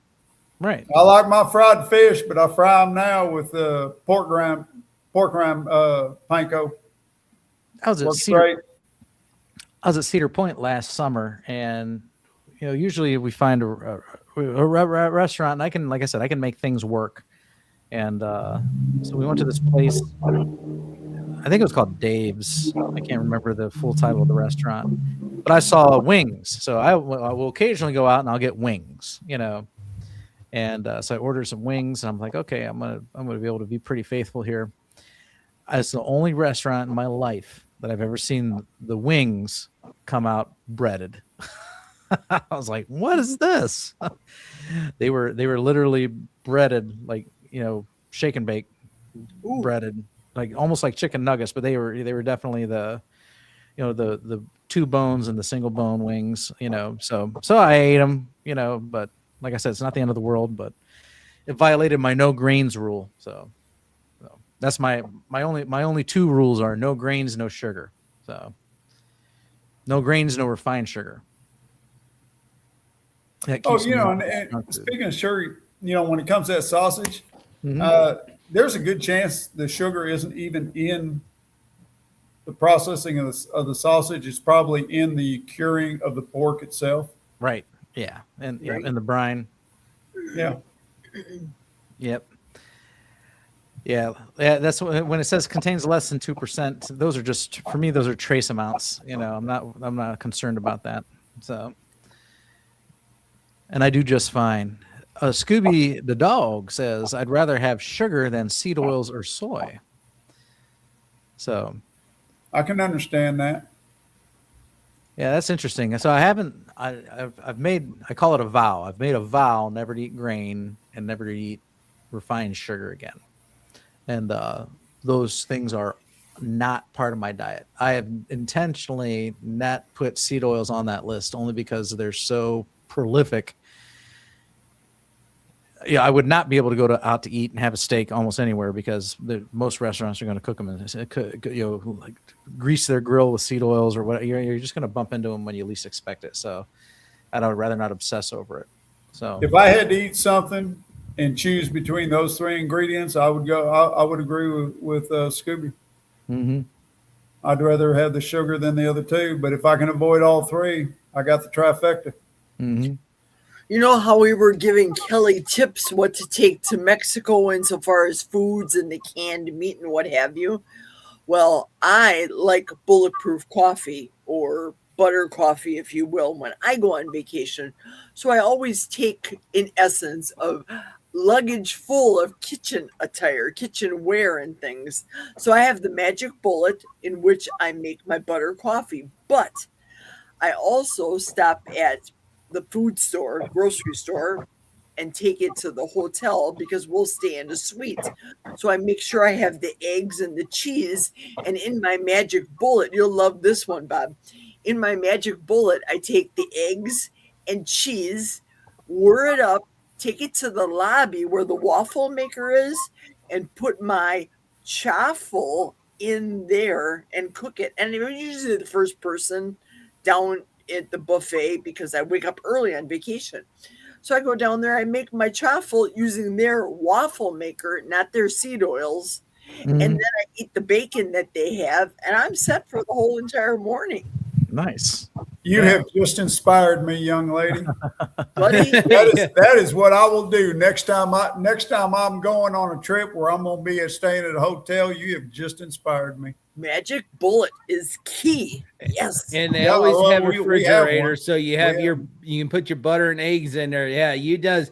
I can't be able to do it while I'm running on these mission trips, but I sure can do it if I'm on a trip. That's a good idea. I didn't get a chance to use the air fryer while I was on the trip because the first night the power was knocked out, but they had options, so I was good.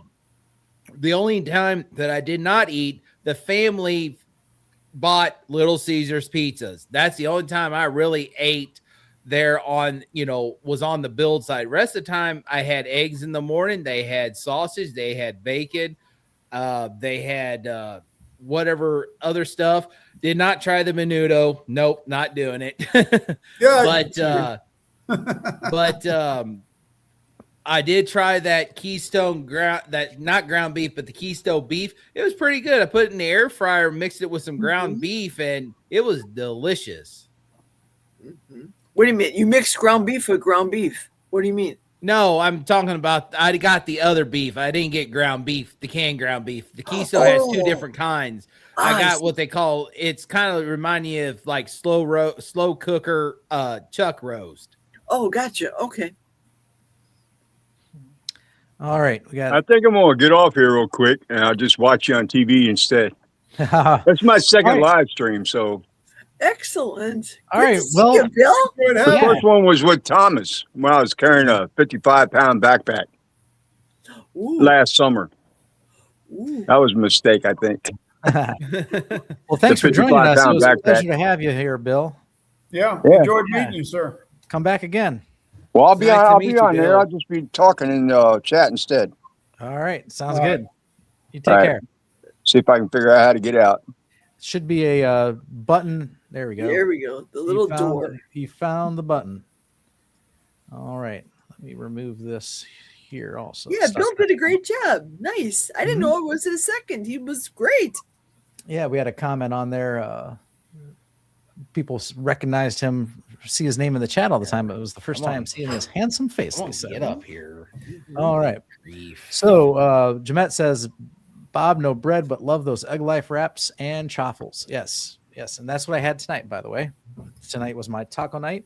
I made taco seasoned beef on Egg Life wraps, sour cream, and cheese. That was my dinner. And then Scooby the Dog says, I know y'all don't know me, but my issues may be different. I don't have metabolic blood glucose insulin issues, so a little sugar is not a problem for me. That's cool. A little sugar is not a problem for the majority of people, you know. So, No. you know, the everything's got some sort of, even meat's got some sort of sugar in it, you know. Alpha galactose, alpha gal syndrome. You heard that? That's a sugar that's found in the meat. I think a large part of our audience is people with metabolic issues. You know, were type 2 diabetic, they were pre-diabetic, they were overweight, and it was due to carbohydrate addiction, thus and sugar addiction by extension. And so, yeah, we have a lot of us will talk down about carbs and talk down about sugar. If you noticed, I do try and be a little more balanced. You know, I subscribe to the proper human diet philosophy of someone's carbohydrate intake can be between 0 and up to 100 grams, depending on your personal physiology and your heritage, your DNA, like where you come from in the world, how you trace back your lineage. And so I'm not anti-plant by any means, and I'm not necessarily anti-sugar, because plants equal sugar in some form or another. If it's got a carb, it's got a sugar. That's kind of basically what it comes down to. And a good example of this is the fruit. You know, Jeff is picking raspberries right now. You know, that's got some fructose in it. I'll have cherries in a month. My apple trees come mid-August. I will graze on them. I don't harvest them or store them, you know, and eat them all winter. I'll go out. I'll let the dog out. Come home from work. I'll let the dog out to go to the bathroom, and I'll walk through the backyard, and I'll pick an apple, and they're tiny and pathetic. They're not like these super apples you see in the store, you know, and I'll eat maybe half of it and then throw it down for the deer. So yeah, when I talk about I don't eat grain or sugar, those are just my personal philosophies. And it stems from this. I've decided that I only want to eat what a human could naturally have eaten thousands of years ago. And so that's single ingredient whole foods and not processed foods. So, you know, if you can hunt it, slit its throat and roast it over a fire, or if you can pluck it from a vine or pluck it from a branch and eat it and not get sick, then I think it's fair game. You know, so that rules out, for me, that rules out grains, because I don't have the beak like a bird does to break that stuff open. You gotta take those and mill it between two stones, turn it into a powder so you can transform it into a cupcake. That's not natural. Sugar is sugar cane is basically a grain, so it's the same thing. And by eliminating grains and sugars, I stay away from all processed food. So if I'm going to eat it, it has to have one ingredient on it. It has to say meat, egg. You flip it over, apple, flip it over, broccoli, you know, something like that. It also rules out for me most legumes, because most legumes you cannot just go out to the garden and pick and eat raw.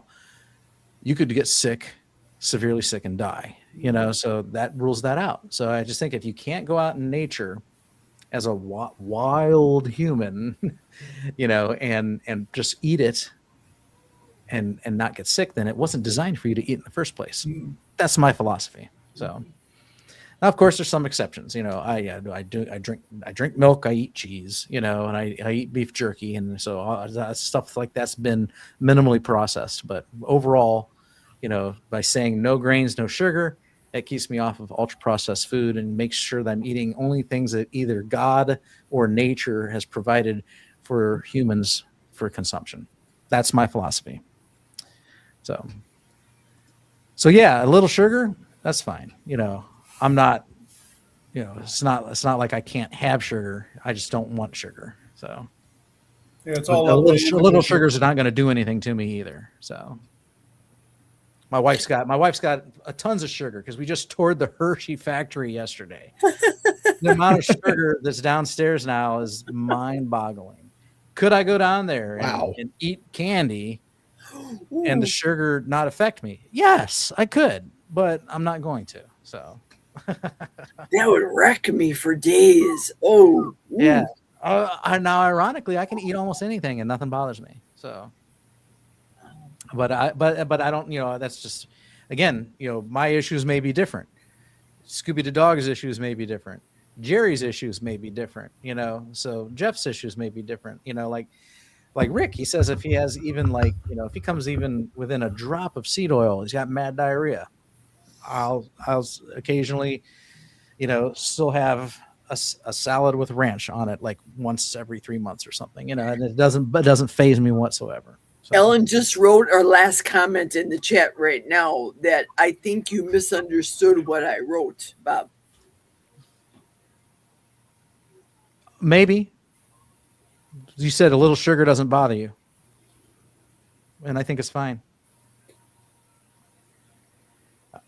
Yeah, if I misunderstood something, I apologize.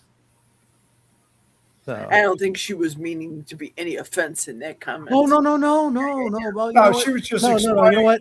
She would take sugar over the soy. Yeah. Correct. Yeah, some of these comments for me are just become a springboard for discussion. So, yes. if I start talking about something and it started with your comment, it does not mean I had an issue with the comment at all. That's not the case. It just, all that means is it got my wheels turning up here and my mouth flapping. That's all it means. That's it. Well, that's like what people are doing right now. We are here because of the topic du jour, high fat t-shirt, high fat. Right. I like high fat. It keeps me satiated and it keeps me on track. So people right now are saying, well, they, individuals have fat on their bodies that they want to be able to use their fat. So how would you, if you were coaching somebody though, Bob, how would you put that into perspective? Should you be a Bella, eat a stick of butter kind of guy? Or do we take from our bellies first? That's the mentality, the debate now in our community. Oh, okay. Well, I think Bella, she's super slender, so I think she's got the room to eat a lot of fat. She needs the energy. She don't have that energy on her. Okay. So she can pound lots of butter, and the bowls of jiggly fat that she's got, and and can be completely just fine. I think if you have a lot of weight to lose, you have plenty of fat that your body's going to utilize. So, that's another reason why, like, you start a carnivore, if you're really big and you start a carnivore diet, once you're become responsive to your own hormone signaling that tells you whether you're hungry or full. Those people, the people that are very big and have a lot of weight to lose, they actually find fasting to be easy. So once they get out of the habit of eating, they find themselves, they're satiated, and they can go a long time before they really feel like having a meal again. And they'll say it in the comments, like, yesterday I had, like 6 eggs and a half a pound of ribeye, and I've yet to get hungry. Should I force myself to eat? Why is that? And then you got someone else that's like, they're famished and they're just never satisfied, and they want to eat and eat and eat. What's the difference? Well, in this particular case, of course, there's nuance here, but in this particular case, I'm giving an example of the person that's got a lot of weight to lose. They're carrying around on their body a huge vat of tallow, and their body is learning to use fat for fuel, and they've got a lot of it. And so, when the fat that they've consumed, gets metabolized, they're satiated. Their body goes right to using the fat stores that they have on their body, and and that's why sometimes they'll be like, "Man, I haven't eaten in 2 days. Is something wrong with me?" No, and we generally say eat when you're hungry. However, after a couple days, if you haven't gotten hungry, you should probably have a meal. Because again, you don't want to go too long without food. Although they can. Again, one really big guy went 382 days with medical supervision. He still had like electrolytes and vitamins, and it was supervised, but he went 382 days without food. I think he was, if I recall correctly, he was 500 plus pounds, dropped down. Mhm. Yeah, dropped down to like over the course of 300 and some days, dropped down to like in the lower 200s or upper 100s or something like that. So, and yeah, he literally didn't have to eat because he had all that on him that his body could use. So that's why I think that person doesn't need to overconsume. That person might do better with a lower fat to protein ratio because they have all this fat on them. But then someone who's skinny might need a higher fat to protein ratio because they need the energy and they don't have it on their body, And so if they're eating lean, which we should get into because that is our topic for tonight, then here we are, 9:30, and we haven't touched on it yet. Typical. This happens a lot. The fat is your energy. That's really the rule of thumb. Fat is your energy. So like, a lot of people, they don't do carnivore right because they've been programmed to eat lean meat. They try to do carnivore and continue eating lean meat. They're always hungry. They're not feeling great. They even feel ill. And part of that is because they're not getting enough fat. So, and that's actually going to get us into our topic for sure. Where's my notes? So, would you like to add anything to that? That's my take on it. So, well, I've been on the lion diet, and like I said in my week follow-up video and why I went lion diet, it's not me, it's mainly beef or ruminant animal, salt water. Well, I like a little bit of coffee and then I like seasoning, and I got this new salter seasoning in. Really like them, really good. I haven't tried the butter salt yet, but I had the spicy and had the other. And like Carrie Mann said, Emma says, you do you, I will do me. What works for me, it may not work for you. And this has worked for me to stay because I wanted to drop this weight.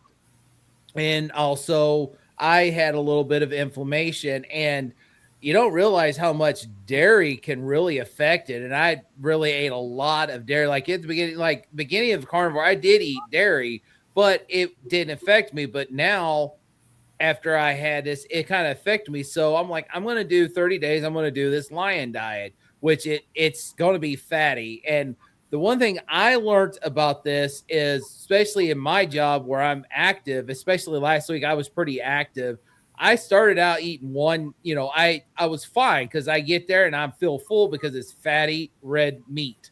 And I was full and I eat one time a day. But I got towards the end of the week, I'm like, it was towards like 9:30 to almost 10 o'clock. I'm like, I am really hungry. And I'm like, I'm trying to shove it off. No, I can't shove it off.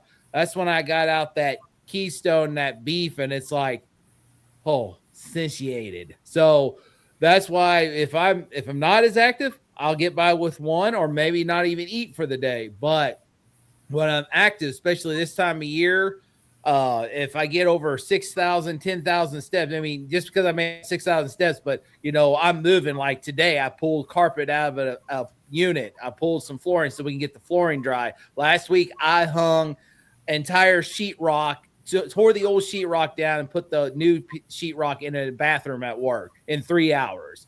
And, that's why I'm like, I got to learn, eat twice a day. And then if I'm not, if I'm the weekend or I'm relaxed or something, I'll eat once a day. And if I'm not hungry, I won't eat until I'm hungry. But I also learned, you want to, for me, I got to have the extra fat. I got to have that because it feels full, because lean meat, that's why I don't hardly eat. If I eat chicken breast, it's got to be fried and breaded in pork panko, because I cannot do just plain chicken breast. It's just dry and yuck. And so there, chicken breast is a good example. Like I can pound down some chicken breast. I like chicken breast. I could eat 3 or 4 of them, and I'll be stuffed. But an hour to 90 minutes later, I'll be starving again because there was no fat in it. So it's you gotta have that. You gotta have that nice. You have to have that proper. You got to have both the protein and the fat, but you have to have fat and if you're going to be satiated, you have to have fat in certain quantities. So the other issue too is if I just eat lean meat like chicken breast, if I had 3 chicken breasts tonight for dinner, tomorrow I'd be higher on the scale. because my gluconeogenesis converts it into glucose and raises my blood sugars. So Now, the there, only and people will time say that, that's not true, Bob. People tell me that all the time. That doesn't really happen. It happens. If I eat lean, I gain weight. So the only time this month, this whole challenge I'm doing with the lion diet, where I'm going to have dairy is next Sunday, because I am participating in what we think is what the Paymaker pizza is like. And we post to resemble, and Rick judges it. So that's the only time you're going to see me do any dairy. all right. Okay, so for our theme, the point about fat and why it's important. Why is fat king? We did title this. Why is fat king, and how a lean diet is gonna be a problem for you. You're gonna fail at carnivore, and they're gonna blame carnivore when you're really doing it wrong. Fat is your primary fuel. So when you're on a zero carb carnivore diet, your body runs on fat. And that's the steady energy that gets released through ketosis. That's why they call it a keto diet. That's the conversion of fat into energy. So if you eat lean meat, then you don't have enough fat or calories from fat, and so you're going to have fatigue. You're going to crash out in the middle of the day, and you're probably just overall not going to feel very good. Akin with that is what they call rabbit starvation. And that's protein poisoning. Eating too much lean protein without fat overloads your liver and kidneys trying to process the extra protein. Historical explorers and modern carnivores know that this causes nausea, diarrhea, and worse if fat is missing. Now, the reason they call it rabbit starvation is because people found this out when they were just eating rabbits. They had no fat on them. They ain't no fat on rabbits. Right. Yeah. And so they were eating quite regularly, but I didn't make sure that was the real Rick. So when I just kind of assumed he was. He looks like he just came done from a job right now. It came out of the coal mine. Yeah. I was coal miner's brother. Electrical, digging a trench. What a day. Ooh. All right. Rick. So you're exhausted. You didn't have time to take your bath yet. No, I got to wait for the water to heat up. I just lit the fire. Okay. All right. We're talking about why fat is king on a carnivore diet. So we'll go on to our list here. So fat, we also talked about the example of fasting. Fat can help you feel full for hours. So if you want to fast, if you want to practice fasting, you have to incorporate fat into your diet and get plenty of it. So that kills cravings, and it makes things like 1 meal a day, 2 meals a day, or intermittent fasting just that much more easier. In fact, it sometimes comes naturally. So when I was 60 pounds heavier, it was actually easier to go a day without eating, or go long periods of time without eating than I am 60 pounds lighter. So, but also I broke my ankle, and I wasn't doing anything besides playing PlayStation and watching Netflix because I had a broken ankle. So I was doing the carnivore diet, sitting in my chair for 6 weeks.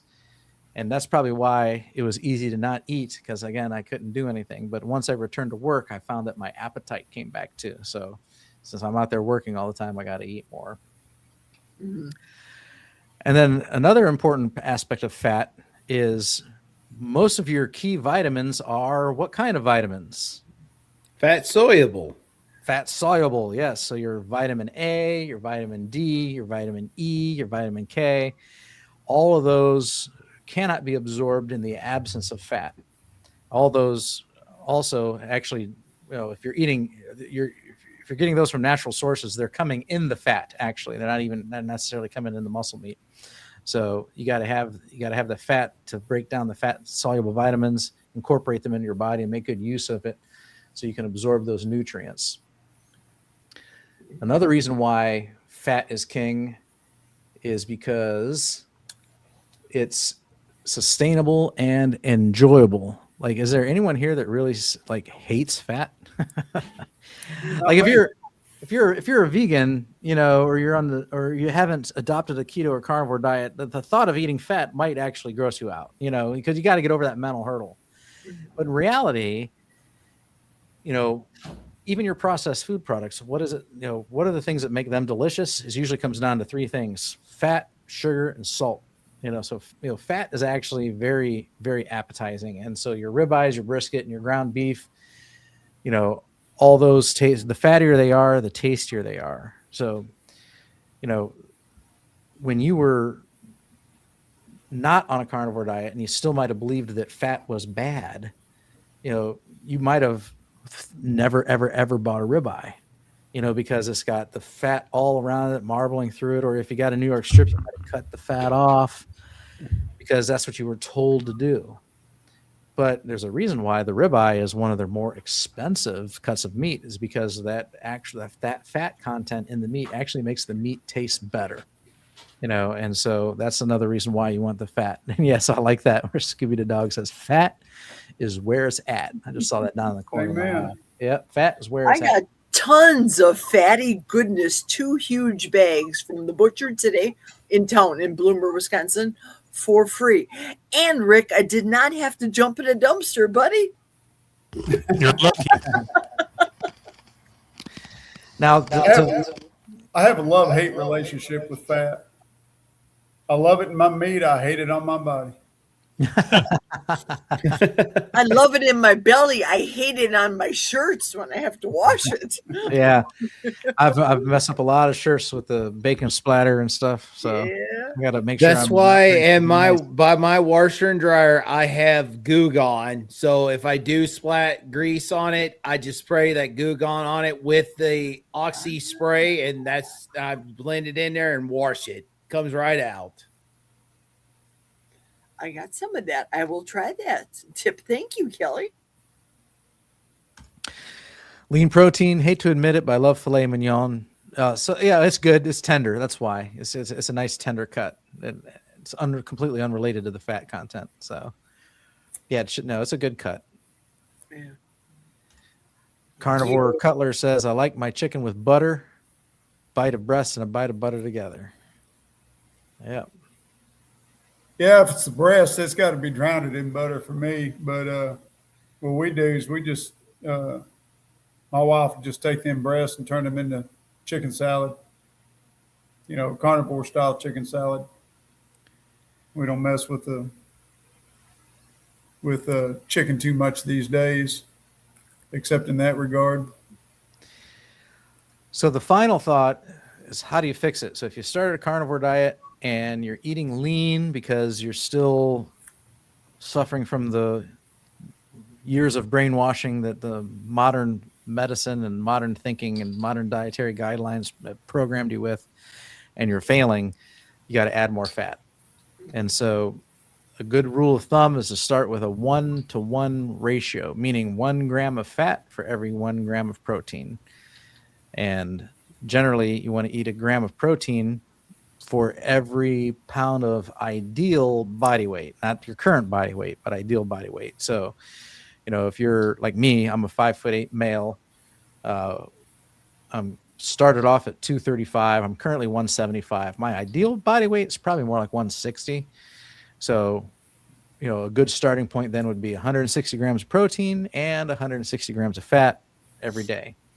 And then you can tweak it from there. So some people, they do better with a higher ratio, and they'll go 2-to-1 and 2 grams of fat for every 1 gram of protein. And they might even lower their protein a little bit there too. Other people, they do well if they go a little leaner. So they go 60-40. So 60% fat, 40% protein. And I probably wouldn't venture too far outside of either one of those. So in some extreme cases, I've heard of fat fasts, where people get 95% from fat, 5% from protein. Basically, they're trying to, they call it fat fasting, where they're trying to, basically just eat fat for several days and not consume any protein. Mm-hmm. That's something that some people do. It's a trick that might help you here and there, but as a general rule for starting off, I wouldn't do it. Just start off with that 1-to-1 ratio, fat to protein, and I think you're going to be good, and then tweak accordingly. So, well, I'm a believer that if you got a lot of fat to lose on your body, visceral and subcutaneous, that and you've mentioned this before, Bob, that you can actually stall yourself out by eating too much fat because then your body has no reason to release what it's got. If you eat too much fat. Now, I found in the beginning, just eating fatty meat was all I needed, and the pounds just came off. And yes, I'm with Kelly. Too much dairy would stall me out in a heartbeat. I had to be very careful with dairy. I had to just cut it out in some cases because I couldn't moderate it. I just couldn't moderate it. And but as I got leaner, I got down to 24% body fat. I found myself needing more fat in my diet, for energy, for satiation, for feeling better. I needed more fat, so, listen to your body, what your body tells you to do. Now, Scooby the dog, 246 mentioned that they eat a lot of lean meat because they don't have a gallbladder. Can't do too much fat. I eat a lot of cheese that seems to digest better. Once again, this is something that it's to each their own. Whatever works for them, you have to listen to your body and do what your body tells, or listen to your body and do what it needs. In my case, I don't have a gallbladder either, and I can eat as much fat as I want, and it don't do nothing for me. That's one thing. I love Dr. Chafee. He was one of the guys that helped get me started in carnivore. And I followed everything he said to a T. But I'm sorry, I'm not one of the ones that eating more fat works for bowel movements. He says your body will expel excess fat. Maybe it will, maybe it won't, but it doesn't seem to do much for me because I can eat a stick of butter with every bite of meat, and it's not going to change me. I'm still going to be constipated. I don't get over it. I have to take supplements, and that's all there is to it. And then those barely work unless I do too much of them. So, yeah, having a gallbladder doesn't always make a difference. Now I have heard people that don't have a gallbladder like us, and yeah, too much fat and it runs right through them. It doesn't for me. So we're all different with different physiologies. But, you found what works for you, Scooby, so you keep up the good work. And, yeah, I agree with Cranky there. Fat fast? No, fat feast. I agree. It's one of my pet peeves in the community is calling something a fast when you're eating. Right. If you're eating something, it's not a fast, people. It's a feast. Stop it. Yeah, I learned that because it's like I have a video where I did that, and it says fat fast. And I'm like, after I'm done, I'm like, wait a minute. This ain't a fast. This is a feast. It don't make no sense. Fast means you ain't eating nothing. Mm-hmm.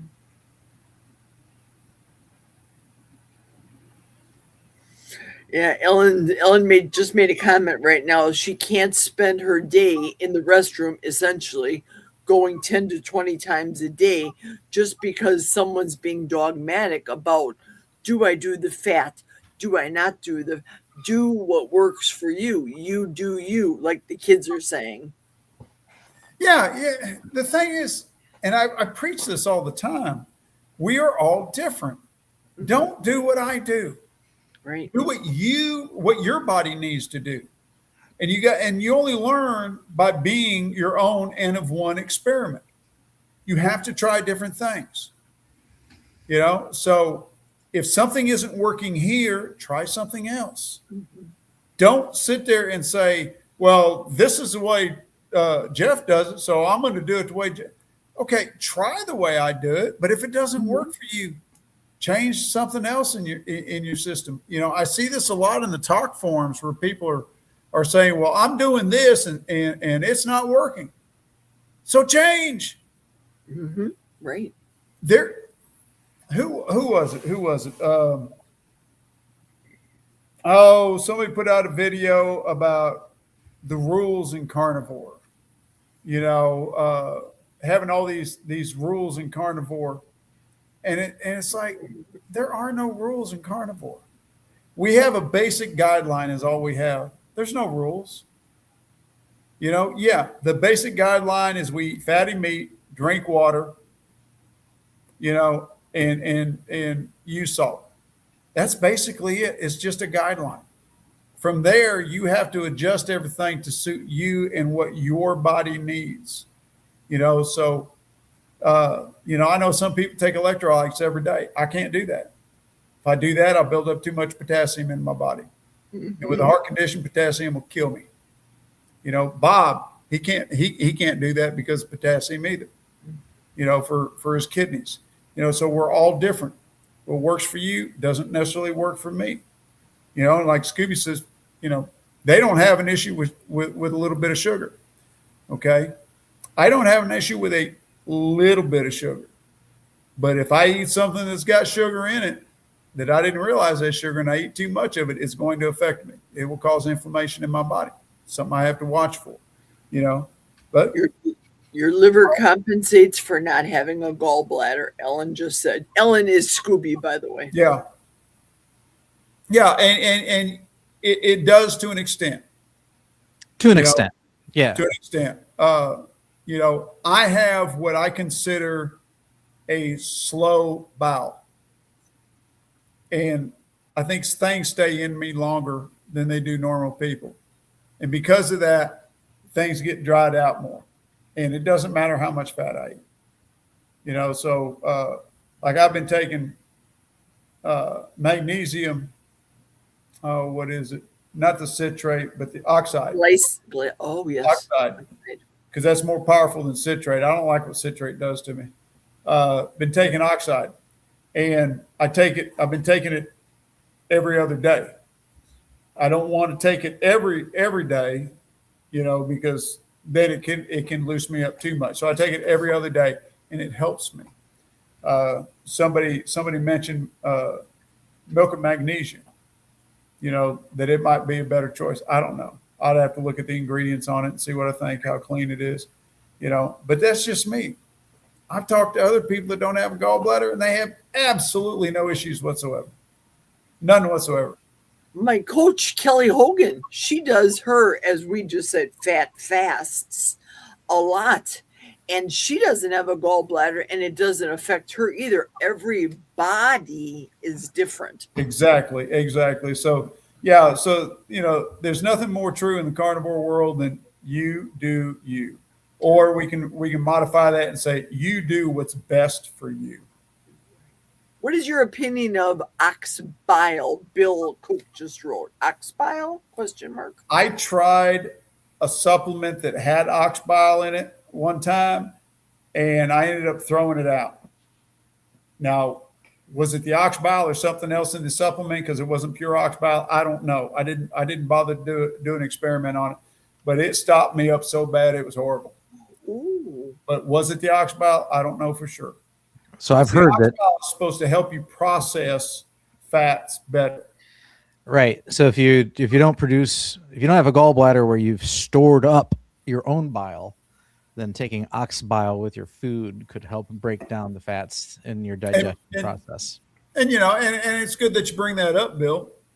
That it might be a good idea for me to experiment. Find me just straight ox bile and see what it does for me. And so, you put that idea in my head, I'll give it a shot. I'll try it. All right. Got some starred comments here. So read that one. So Brian, 100% everyone is different. If you don't have a problem with them, that's great. I'm talking about something eating earlier, a problem with food, not a problem with a person. I've learned not to be dogmatic. Doesn't get you anywhere. I agree. We're not dogmatic here on Carnivore Talk. So very good. Scooby the Dog, I understand. I'm around you guys. I'm not saying I'm seeking sugar, just explaining why I'd pick sugar above soy and seed oils. That goes back to maybe I misunderstood what you said. I completely understand. That's fine. And I've openly admitted to I'm less strict when it comes to the occasional contact with seed oils. I've kind of not cared. But I've been actually doing a lot of research into seed oils lately, more than I have in the past, and I'm starting to feel like maybe I've taken the wrong approach to it, that maybe it would be worth trying to avoid them to the same extent that I try to avoid sugar and grain. So I'm starting to change my mindset on that a little bit. Jamet says Ken Berry said cane sugar better than stevia and fake sugar. What do you think? And again, I don't think either one of them is a problem for certain people. Obviously, sugar, if you're diabetic, that's a problem. I use stevia all the time. I have no problems with it whatsoever. I think if you're going to use an artificial sweetener, stevia's, lends, and monk fruit leans itself to the more natural side. But I don't have a problem with any artificial sweeteners, actually. So The only one I use is allulose, and that's only in Kiltz's ice cream. right, yeah. So I because I'm a low carber and I try and stay ketogenic, the majority of the time, I would still choose stevia over cane sugar. Not saying cane sugar is evil, but as part of my personal vows, I don't see it as natural part of the natural human diet. So let's see here. Didn't mean I was looking to eat sugar. Rather, if I wanted the sausage and it had a little sugar in it, wouldn't freak me out. Yeah, me neither. So yeah, just like the one I put up on the screen earlier. I eat that every day. It's in the less than 2% section. It's a trace amount, not worried about it. So Dustin is in the house. So Keto Simple, good channel, good body of wisdom over there. Go check them out. The body will only burn so much fat each day. You still need to incorporate fat into the diet. It helps with satiety and consistency. Yes, I do agree. You have to. Fat is important. That was our theme for tonight. Fat is king. You don't want to go without it. Bill Cook says, I could be wrong, but from what I've learned, eat fat. The body says, oh, damn, we getting the good stuff. Safe enough to lose fats. And yeah, and that's happened to some people too. So, and again, there's a nuance. Some people, they hit a plateau, and so they increase their fat, and then they start losing weight again. Other people hit a plateau, they increase fat, nothing happens. They gain weight. So they fast and they lose weight. So, well, if you either fast and you lose weight or you gain your fat, if you hit a plateau, you got to I think you got to do something to shake things up. I think plateaus in general are the body saying, I think I figured out what's going on here, and I'm addressing it. So like if it thinks there's a famine, it's going to downregulate metabolism and hold on to everything it possibly can. And then you plateau. So that's one example. And then if you're having abundance, it's like, let's store this for later. So there's some, if you hit a plateau, you got to try a couple different things. Try increasing your fat to protein ratios. If that doesn't work, try switching it, lower your fat to protein ratio. If that doesn't work, then maybe it's time to do that 3-day fast you've been putting off. Do something to throw your body off, and then usually things get moving again.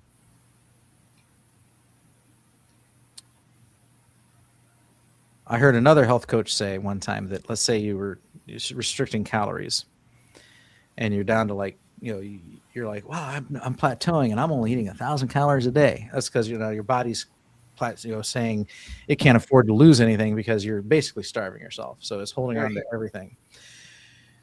Well, how do you get out of that slump? Well, the recommendation was to each day add some more calories. So go from 1,000 to 1,100, 1,200, the next day 13, 14, 15, then 15, 15, 60, 16, 50, 17. Work your way up to a certain point and get up in the 2,000s. If you're a calorie counter, of course, we're not necessarily calorie counters, but this is one way to break your plateau. Your body now sees hey, there's more stuff coming in here. Kind of like what Bill's saying right here. Oh, damn, well, food's finally coming back in. The famine must be over. It'll upregulate your metabolism.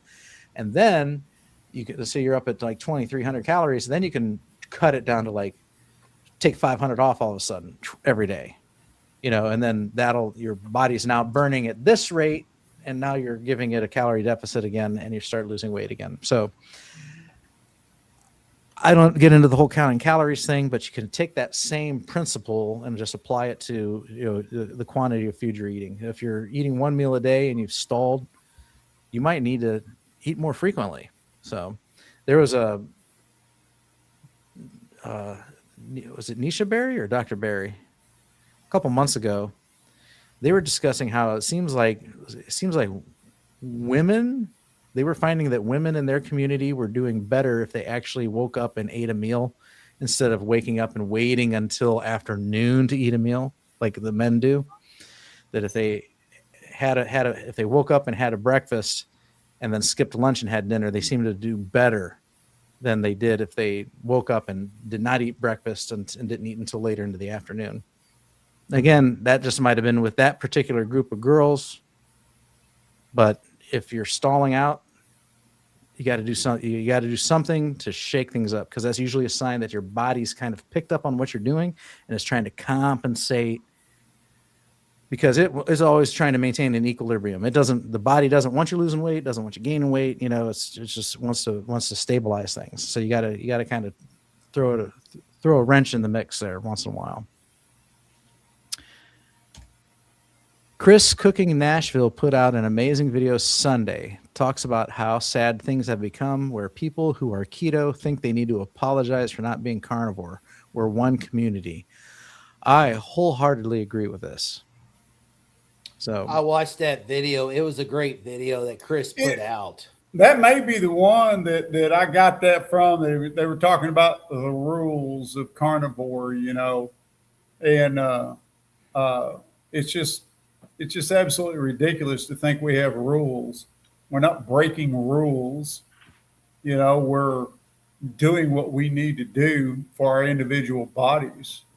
You know, yeah, I can't stand this dogmatic stuff, and I can't stand it when we want to separate in the community. We want to separate carnivore and keto. We're all keto. We're all a form of ketogenic diet. You know, some of us just choose to be more carnivore than others. You know, some people do better with keto than they do with carnivore, and vice versa. You know, so let's just drop all the drama and be there to support each other. That's what everybody needs to do. You know, I don't care what you eat. If you're trying to be healthy, and if you want my advice, I'll give it to you, but I'm not going to tell you got to do anything my way, just because I choose to be a little bit more strict than the next guy. That's just my choice. Your choice needs to be what works best for you. And if eating a little bit of veg now and then works better for you, go for it. There's no skin off my nose. yeah, I see this here. He's got a video 4 months ago. He had a video why I don't want to be carnivore, and then yesterday, what's wrong with keto? This may upset some people. It's probably the video you're talking about. I'll have to watch them. Nothing wrong with keto. Absolutely nothing wrong. It's still a ketogenic diet. Okay, so I got a good friend of ours. In fact, my wife's best friend. She discovered that here year and a half ago or so ago, she discovered that she was becoming a type 2 diabetic. You know, and she came to me and say, what do I do about this? You know, they're talking medication. And I said, well, I've got the cure for it if you want it. And I introduced her to carnivore. And I told her then, look, I know you love to plant a good garden. She's got a massive garden, and she just loves her garden. And I says, you know, if you can limit those and eat mainly fatty meat, you would be better off. But you eat what's working for you. But watch your blood sugars. If you see that the vegetables are throwing your blood sugars off, then you need to change something. You know, but if they're not throwing your blood sugars off and your blood sugars are coming down, then eat your veg if that's what works for you. And she did really good. I mean, and within her next doctor's appointment, her doctor was like, what are you doing? Your numbers are normal again in just a few months. And so it worked for her. She's doing great. She still grows her garden. She eats a little veg, you know. She doesn't eat chips. She doesn't eat processed foods. And that's the main thing, was cutting out the processed foods and all the sugars. But she's one of these types. She's not like me. I have to be an abstainer because I'm an addict. I'm a carb addict. So I have to be an abstainer. She's not. She can moderate a little bit. So, you know, at Christmas time, we're all over at my daughter's place at Christmas, you know, and she's got Christmas cookies and candies and whatnot. And I saw my wife's friend getting a Christmas cookie. And she looked at me and she says, "It's Christmas. I can have this." I said, "I'm not judging you, sweetheart. You eat whatever you want. This is your journey, not mine. I'm not going to eat that. But if you can eat one and be fine with it, have fun. I don't care. You know, I'm not going to judge anybody for what they eat." Yeah, this is what I talk about. Sometimes I kind of don't like labels, you know, because and I don't like, you know, just like I don't like the militant vegans, I actually don't like carnivore purists either. They, you know, when you have that kind of strict, rigid, you know, I'm better than you kind of mentality, I just think that it gets nowhere. So proper human diet is definitely a spectrum. If you want to be zero carb carnivore, I'll go for it. And I do believe we are one community, and I extend that not just to the carnivores, the ketovores, and the keto dieters, but I will even extend that to low carb animal based dieters. So that's why I don't have problems with, like, you know, the people that eat they're on the meat and fruit diet. You know, if they're thriving, I think it's fine. I think my philosophy is meat based, carnivore centric. I definitely believe that should be the majority of your caloric or food intake, or as Bart K would say, approximately 70% or more. And if you're whatever you're eating in the other 30%, that's entirely up to you. Not for me. It's got to be all natural. And I'm, like I said, I'm 95, 96, 97% carnivore, and I don't mind having something on occasion. You know, I call it cheat, and I've been even corrected that I shouldn't even call it a cheat. I should call it a treat. I treat myself to keto once in a while. I treat myself to animal-based once in a while. And on my anniversary, I will treat myself to whatever gets put in front of me, because I'm usually dropping a couple $100. And I'll add something to what I said earlier. A lot of what we have, boy. Hey, look at him. Who's that guy? Things up nice. I'm on blackface. To add what I was saying earlier, a lot of it depends what we eat. A lot of it depends on where we're at in our journey too. Like eating more fat, eating less fat. You know, that's the topic tonight. But when it comes to eating certain things that are, let's say, off program or you know, off the schedule of carnivore. 2.5 years ago, 2 years ago, I wouldn't have touched those blackberries on my back fence line. I wouldn't touch them. I'm no longer losing weight. I'm in maintenance mode. I've been in maintenance mode for a year now. You know, so I can indulge in some seasonings if I want them. I can indulge in the natural blackberries growing on my bush. I'm not going to go to the store and buy any, but it's growing on my property, on my fence line. You know, like Rick and his mangoes. You know, I will indulge in those. They're not affecting me that I can tell in any way whatsoever. You know, I'm just not going to go to the store and buy them. But 2 years ago, I wouldn't touch them. But today I will, because I'm in maintenance. You know, I've lost all I need to lose. Some people even think I'm underweight, but I'm doing fine with what I'm eating now. But I wouldn't advise anybody else to be eating blackberries if they're still trying to lose weight and they have a sugar addiction. Mm-hmm. Right, exactly. Yep, very good. Jamet says, I I know I need fat, even my hamburger meat, like 85%, not 80. You know what? Mine is, so 70-30 for me. yeah, I buy grass-fed in these individual packets, and they're 85-15, but I prefer 80-20 or 73-27 is the versions you can find around here. Those are nicer. Yeah. When I grind up my hamburger, I make 70-30. Mm-hmm. And then and then on top of that, when unfortunately a lot of that fat renders out, depending on how you cook it. If you smoke it, not as much fat renders out. Mm-hmm. It retains the fat better. But what I try to do is that's one of the things I love about an air fryer. I catch all them fat drippings. That goes right back over that beef. Mm-hmm.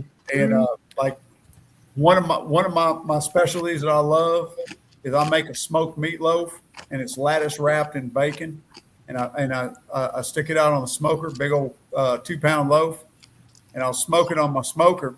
Well, I put it in a pan, and in that pan I catch all the drippings, and then I'll run the drippings through a what do you call it? A sieve? Yeah. Something to get the solids out, because there'll be some solids in there, Oh, yeah. And Colander. a strainer, colander, yeah. I'll strain that out, so I just get all the pure fat, and then that goes in a bowl. And so when I eat a slice of that meatloaf, which I've been eating all week, eat a slice of that meatloaf, I'm taking some of that rendered out fat and pouring over it. Man, it's heaven on a plate. It is so good. My new discovery is getting the cheap sardines from whatever grocers, or the cheap ones in water, draining them, putting melted butter in the sardines, and putting them in the refrigerator overnight. Oh, fabulous. Sounds I'm interesting. a fan of sardines. And cheap. My new favorite go-to with the ground beef is use the air fryer, because I can put it in there for like 20-25 minutes, start out preheating, and then I'll let it go about 10 minutes, and it starts getting that nice crispy crust. But I just take the little griddle out and I just put it all. And then when I'm done, I think it's like after 20 minutes, it's done, because I love to have the little bit of a chewy, but I love to have the crispy bits with the ground beef. Then I just pour all the grease right back into it. Mm-hmm. Bill said, my grandson lived with me last year for 6 months. Carnivore, he went from a 5X to a 2X. Nice. Awesome. Very good. Fabulous.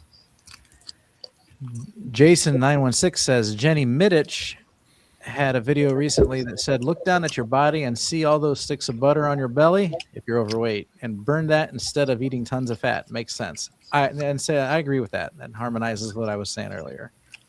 So, Spanky Golf Addict. Believe it or not, when I was strict carnivore for 8 months, I did not feel well for whatever reason. So I went ketovore, and I've never felt better. Everyone is different. You do you. So yeah, there's nothing wrong with ketovore. So very good. Let's see here. So let's see here. Normally the bile surges during. Okay, I just did that as a place marker. I didn't actually mean to highlight that. So, amen, Jeff. I'm just trying to figure out how to help my crazy body, and we should all help each other and learn and support each other. Agreed, totally. Jamette says, Ellen, I used to love lemon and water every morning and night. Felt good, but it's not carnivore. I think a little lemon water isn't going to hurt you. Unless, the little bit of sugar in that lemon is going to send you on a bender. You're probably just fine. I usually drink ice water or iced tea when I go out, and they'll often serve it with a lemon wedge. I will squeeze the lemon into my drink, and then I will actually eat the flesh of the lemon too. So not little lemon. I'm okay with a little lemon. So I think this would be the least of your concerns. Now, if you're going to eat a lemon, and then you're going to turn around and you can't help yourself but to wash that down with a Snickers bar, then don't touch the lemon. Or the protein. I was at a gas Snickers station. bars. Right. That I stopped. just blows my mind. Protein Pop-Tarts and protein Snickers bars. So it's all deception. And I deceiving. saw protein potato chips at the store one day.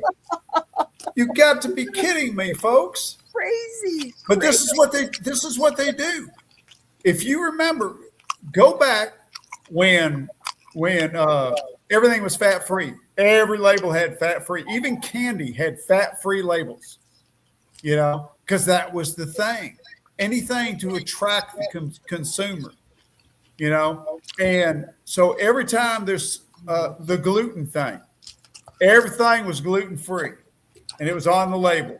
The heart healthy, everything had the heart healthy label, which they paid to have that label put on there. And now it's the protein. Everything's got protein. You were talking about Jack Links.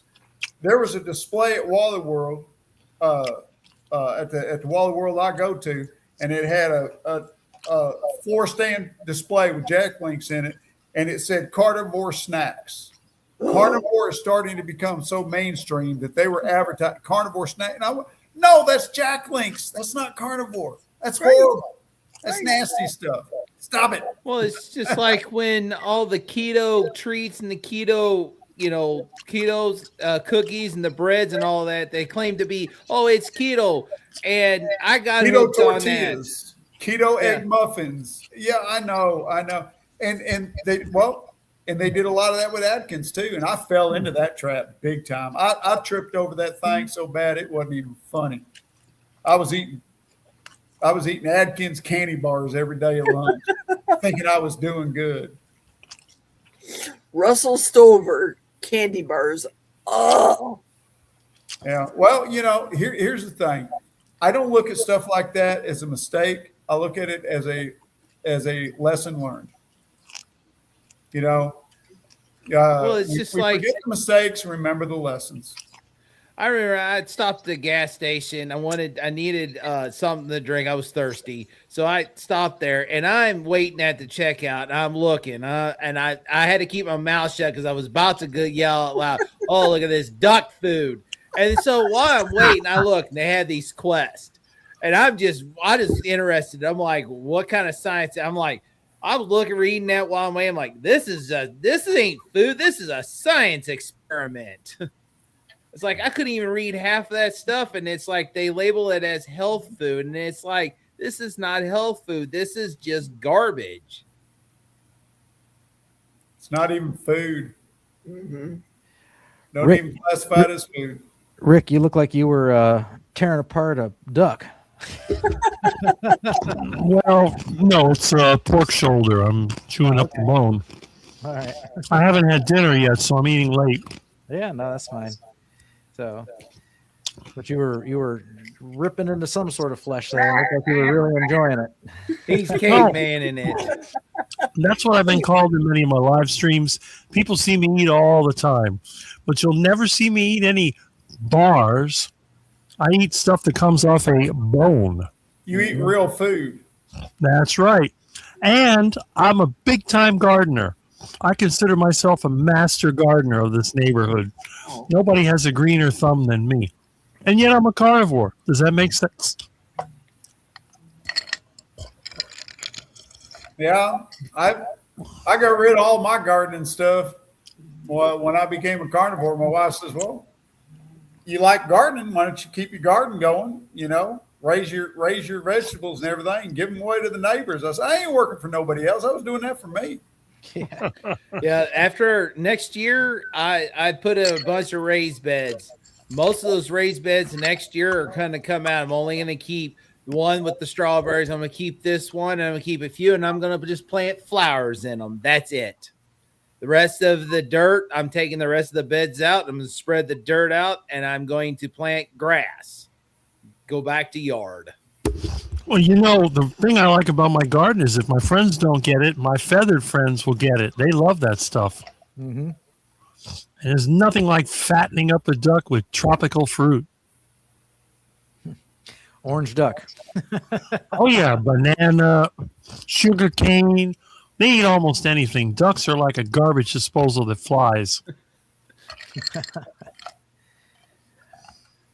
All right. Last couple comments I got here starred. Spanky Golf Addict says the problem, there are too many people that judge what you eat and are so opinionated. That is the problem. And Mighty Minoa, I am mostly carnivore, but still enjoy the occasional pickle or salad. Ain't nothing wrong with that. That's kind of like me, you know. No one, none of these people have ever criticized me for what I eat. Yeah. Well, probably because you don't come from a community where you were previously eating the junk. So now you stand out as different. That happens with anything, by the way. So, okay. So, like, it's very similar to, let's say you spent your life non-religious. Okay. Maybe you were kind of agnostic, kind of believed, but you were, ho-hum about taking it seriously. And then one day you do. And all of a sudden you devote yourself to it. You devote yourself to Bible reading. You start going to church all the time. And the people that are around you who knew you before, they're concerned about you. They're like, man, what's wrong? Okay. Why are you changing? Okay. You might even stop doing things that you used to do. You stopped cussing. You stopped watching bad films, or, you stopped drinking, maybe even, you're trying to turn your life around. Okay. And the people around, your former friends, I think it'd still be your friends, but they're like, dude, what's wrong? We used to party. We used to do this. And now you don't want to do anything anymore. You've changed. They've turned into Rick. It's the same thing with carnivore. Okay. So like, before, you used to go down and drink beer with the gang. You used to eat pizza. You used to go down for Taco Tuesday and when the girls decided to get together and bake sweet treats, all the guys got together and ate them, and all of a sudden you're like, yeah, I won't eat any of that. I only eat meat. Everyone around you is like, what the heck, dude? You changed. What's going? And they're concerned about you. Like, oh my God, it's going to kill you. You can't eat all that meat and fat, because this is what they've been told. It's a different ideology. They just don't understand, your new points of view. So you aren't criticized because you didn't run in those circles, or the people that have known you have known this is the way you are now for 40 years. Why criticize you? It comes into like, well, that's just Rick. You can't teach an old dog new tricks. He ain't going to eat that cupcake. He's going to start quacking. Quack, quack, quack. So yeah. I think that's the difference. Whereas most of us are kind of new to this lifestyle. We haven't spent 40 years on it like you have. We're a year in, we're 3 years in, give or take, depending on who we are on the screen here.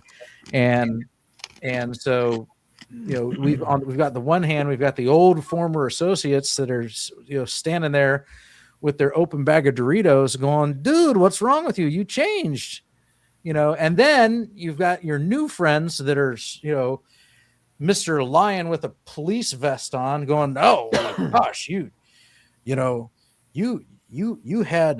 had something green. You had a piece of lettuce. That's you need to repent now. You can only eat meat. You're not a true carnivore. So now we're getting it from both sides. We're doing it trying to perfect our health. This is what I say to people when they like, you're carnivore, don't you worry about dying or anything. Well, I'm going to say tomorrow's not promised. If I have a heart attack, I have a heart attack. It's like, it's the same thing. I may go to work tomorrow and this may be the last day I see you. Tomorrow's not promised, so right. I'm going to enjoy my life and I'm going to live at the healthiest that I feel and continue to eat the fattiest meat, have the heart attack diets and enjoy what's that, make this pacemaker pizza. I may enjoy it from there. Yeah, exactly. Good way to look at it. I have cancer. I have a ascending aortic aneurysm. I just recovered from a pulmonary embolism, which is one of the 3 top killers there is right there for instant death. Okay. Just got my results back from my gene testing. and I do carry the gene that makes me more prone. I'm 6 times more prone to blood clots in my legs than a normal person. So something I have to be cautious of, and it's something my children, I've probably passed on to my children as well. Any one of these things could take me out anytime. Mm-hmm. Last thing I'm worried about is my diet.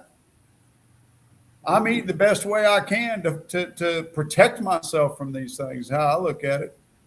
It's like when my doctor wanted me to get a CAC score. I said, what for? It's not going to change how I do anything.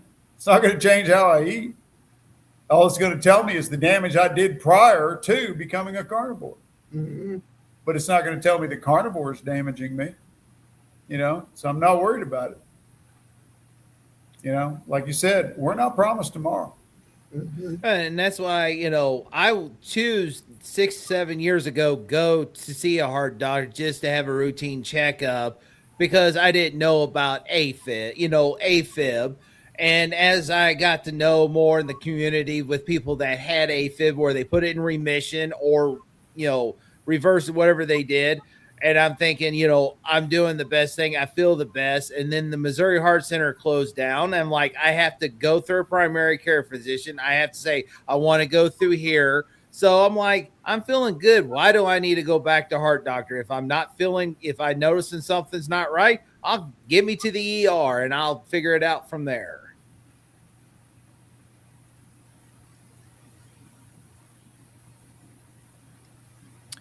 Cutler says, I lost 60 pounds following the Atkins diet, but rapidly gained it back when I stopped. Yeah, that was the story of my life. Atkins works. If I'd lose it, go off of it, gain it back. Go back on it, lose it again, go off of it, gain it back.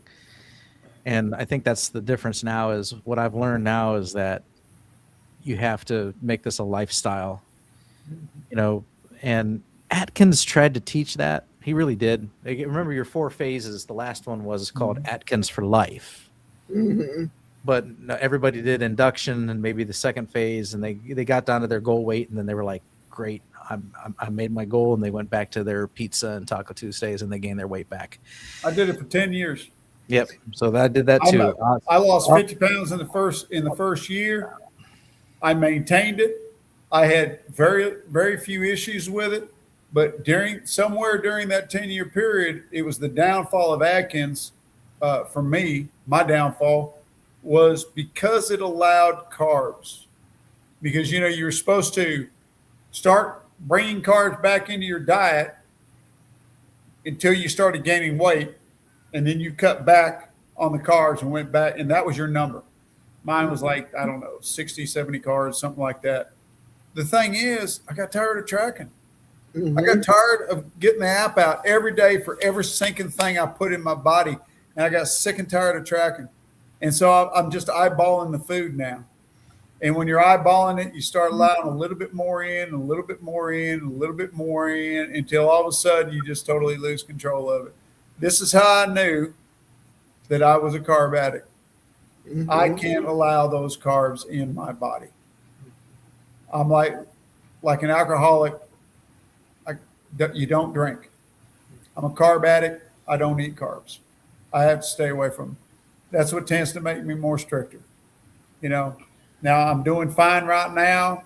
I can introduce a little something here and there, but I'm not going to run out and buy me a half gallon of Bluebell ice cream. It ain't going to happen. Right. Because Right. I will go ape all over that. But these little berries I'm eating here, not a big deal so far. Mm-hmm. Not worried about it. And they'll be gone in another week or so. Exactly. We're going back to our ancestral diet here. Right. We're eating seasonal. Right. They're gone. They're gone. And that's why, like, Next year. when I say I occasionally cheat with keto or occasionally cheat with animal based, because like my mentality is, you mentioned you got tired of tracking and you just eyeball it, and every day you're like, oh, this is how many carbs I can have today. Well, as a general rule, the amount of carbs or non-meat material I can have every day is zero. And so if I have, if I'm in PA and we go out to breakfast and I get an omelet that's a Western omelet, and it has some plant matter in it, I don't care, because in my head I'm like, well, this is my plant for the next 2 weeks. I'm not thinking like, how much does this leave me now for lunch? How many carbs do I have left to squeeze in for dinner? How will I fill this carb void tomorrow? No, so I had an omelet, that had some green pepper, onion, and mushrooms in it. So what? I'm not going to have, that's the last plant I'm going to have for probably 2 weeks or longer, so that's why I can, by that mentality, that's why it's not a big deal, because I'm right back on the bandwagon. I'm still a carnivore at heart all the time, so. But that was the problem with Atkins, is because it taught you to be excited. Like, oh, you can't wait to find out what your carb threshold is. Yeah. I hope it's 40 or 50, because I'd sure love this and I'd sure love to have that. And now it's just like, I just don't want them. I just don't want the carbs. I don't want the carbs. So now if 2 weeks from now, the pack of apples that my wife got from Sam's Club is starting to go bad, and I'm going to eat one instead of see them rot, so what? I'll eat one, but then I'll still be carnivore for the next several weeks after that, because I'm not going to make a habit out of it. I'm not going to sit here and think, oh, remember that cute saying, an apple a day? Look what it did for Eve. Right. Yeah. It was funny. I knew someone one time who was, because it never specifies what kind of fruit it was. And and the thing is, it wasn't about the fruit. It was a commandment that God said, you can have anything in this garden, anything you eat, except for that tree right there. If you eat of that fruit, you will die. Right. And so yeah, I had the what kind of fruit it was doesn't matter, but I do know someone at one time, an apple, right? It was Tree. they thought, for all they know, it could be something that nobody eats anymore because it got a bad reputation. Like it could have been a pine cone. Right. Could have been. That's one of the things is you kind of learn this when you're raising kids. Don't tell a kid what they can't do, because they're going to turn right around and do it. Do you remember the Candid Camera show? Yep. Smile on Candid Camera. Yeah. Okay. They had one on there where they had this group of kids in a room, and they were sitting around this table, and they had these dried peas on the table. And they told the kids, you can do whatever you want to do. You got colors, have fun, play, whatever you do. But do not stick peas up your nose. And they walked out of the room. Every kid. Yeah. Don't tell them they can't do it, because they're going to do it. And I was kind of that way growing up myself. Don't tell me I can't do it. I'll show you different. That's funny. Yeah, no, they would too. Let's see here. Carnivore communities are starting to become as bad as vegan communities. It has to be somewhere in the middle where we can all get along. Yes. Yeah, that's somewhere in the middle. Right here. We call that carnivore talk. Right here. Well, I hear this a lot, and I probably don't get around to a lot of the communities like a lot of these people do, but I haven't seen this being a big issue in the carnivore community in the circles I travel in. Carnivore talk, definitely. We do not judge. We preach against it. Kiltz's tribe, I see very little dogmatism in there. Yeah, there's one or two guys on there that'll question, why are you doing this? But it's more about information. I don't think it's about being dogmatic. Most of the videos, most of the people I subscribe to, I don't see them being dogmatic. I see them being more encouraging than anything else. So I'm not seeing where there's a lot of this negativity, that we're being as bad as vegans.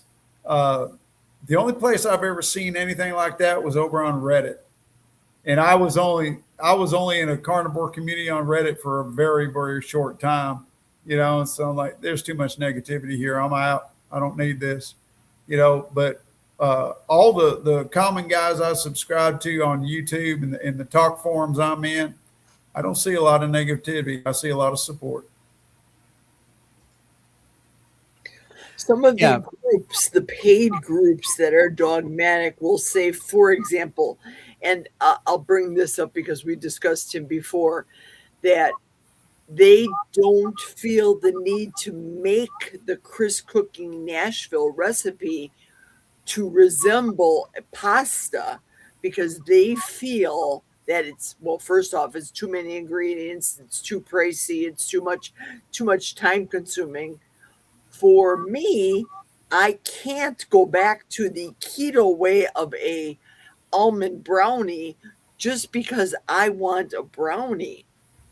So I don't mind just slapping a frozen steak on an air fryer and have a meal in 12 minutes. If it's brown, flush it down. Way to go.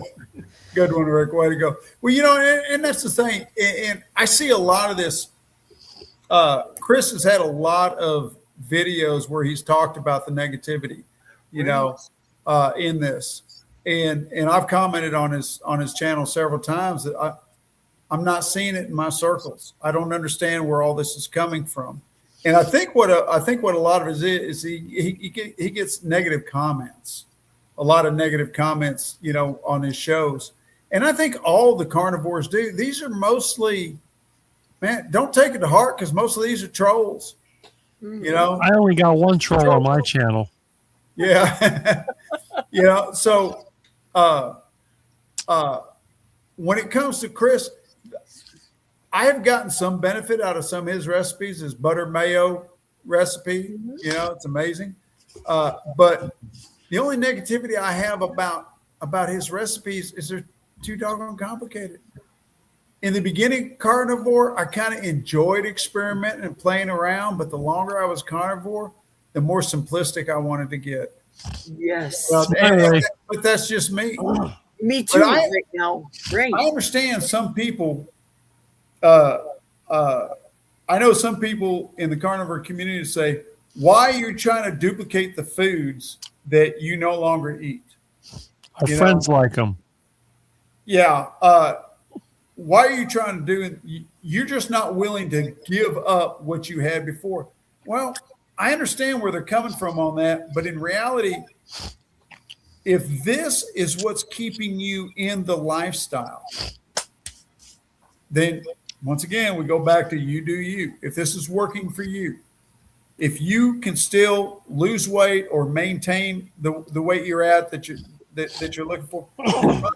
Now, if you're doing these recipes that have all these ingredients in them and you're struggling with losing weight, then you need to look at that as possibly being an issue. But if it's not causing you an issue and you love creating these recipes and you're getting a fake rice out of it that you enjoy, great.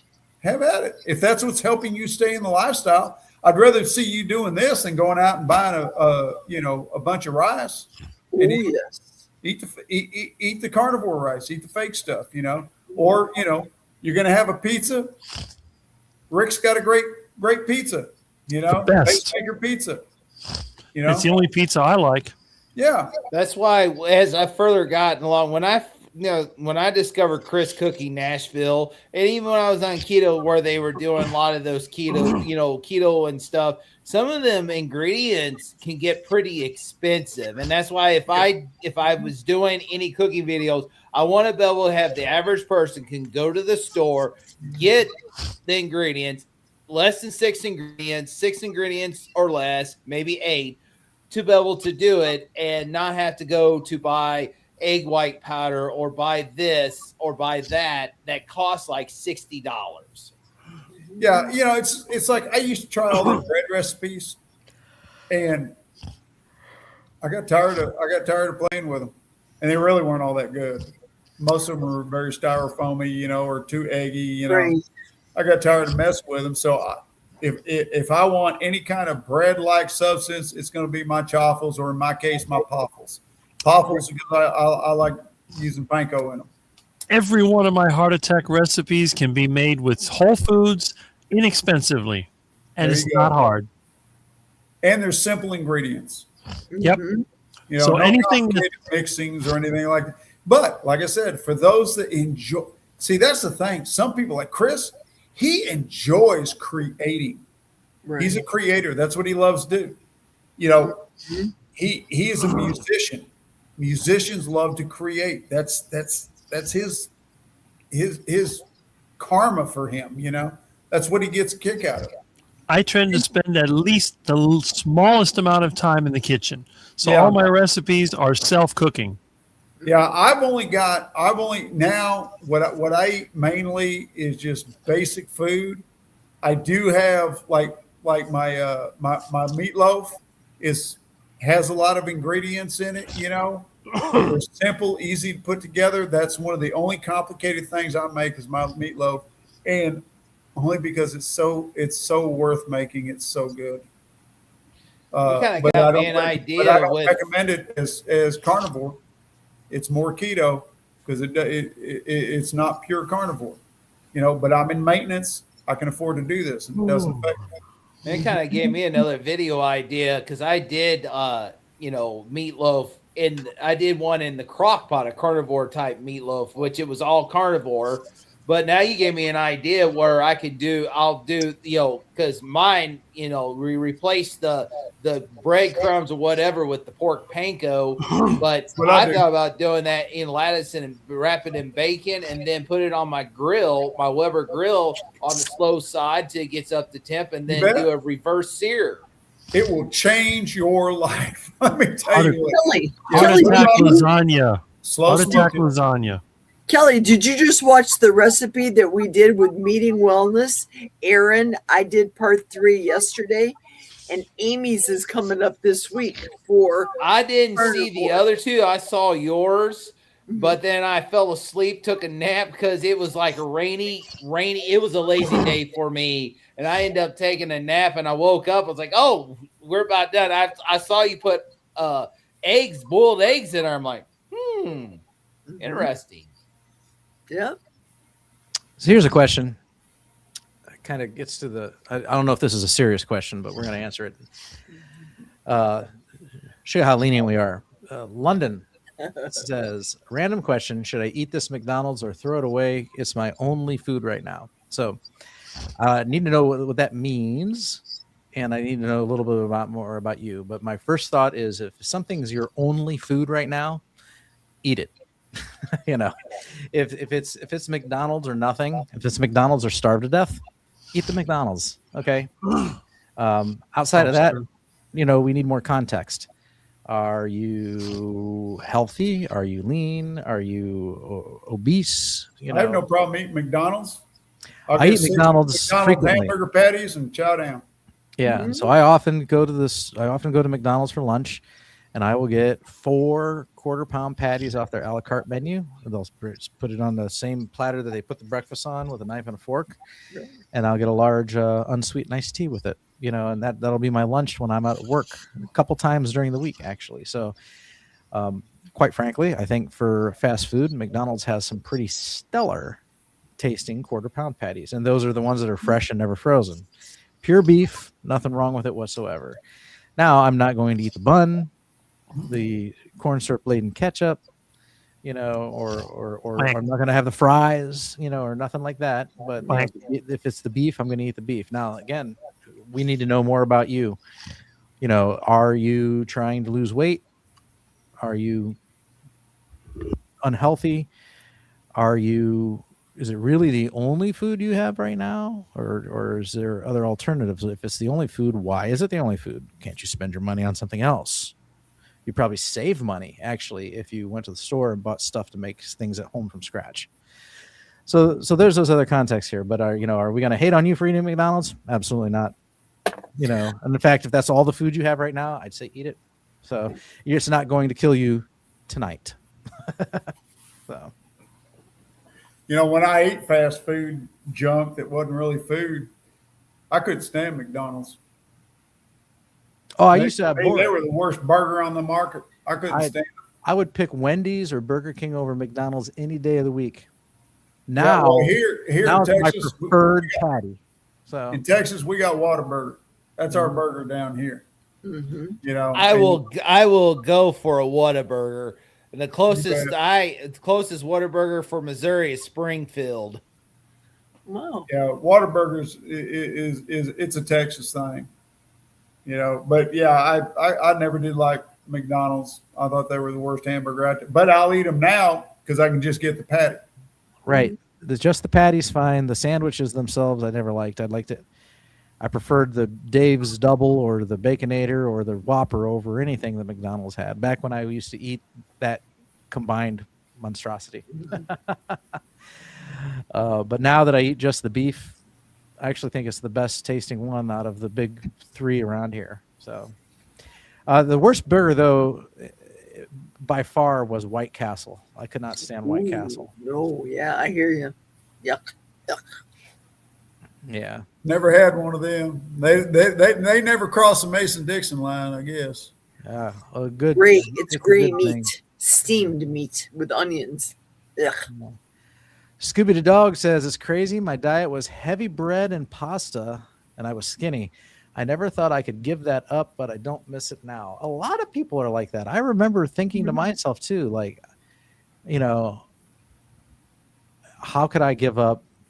Like I loved the fact that big bread manufacturers started coming out with keto bread because I liked bread so much. I could never give up my bread. I remember having that thought. I could never give up my bread. And then I did. And then it was like, I was keto and I started to learn about the carnivore diet. And I'm like, what? I could never give up my vegetables. And then I did. So, yeah. So it is amazing how the mindset changes, Oh, in my poor days, I used to live off of bread. Mm-hmm. In my poor days, when I go down to the dollar, they have these day-old bread stores. You go down there and get a whole loaf of bread for 99 cents or something. Yeah, and I'd live off of a loaf of bread all day. I was always a bread eater. I loved bread.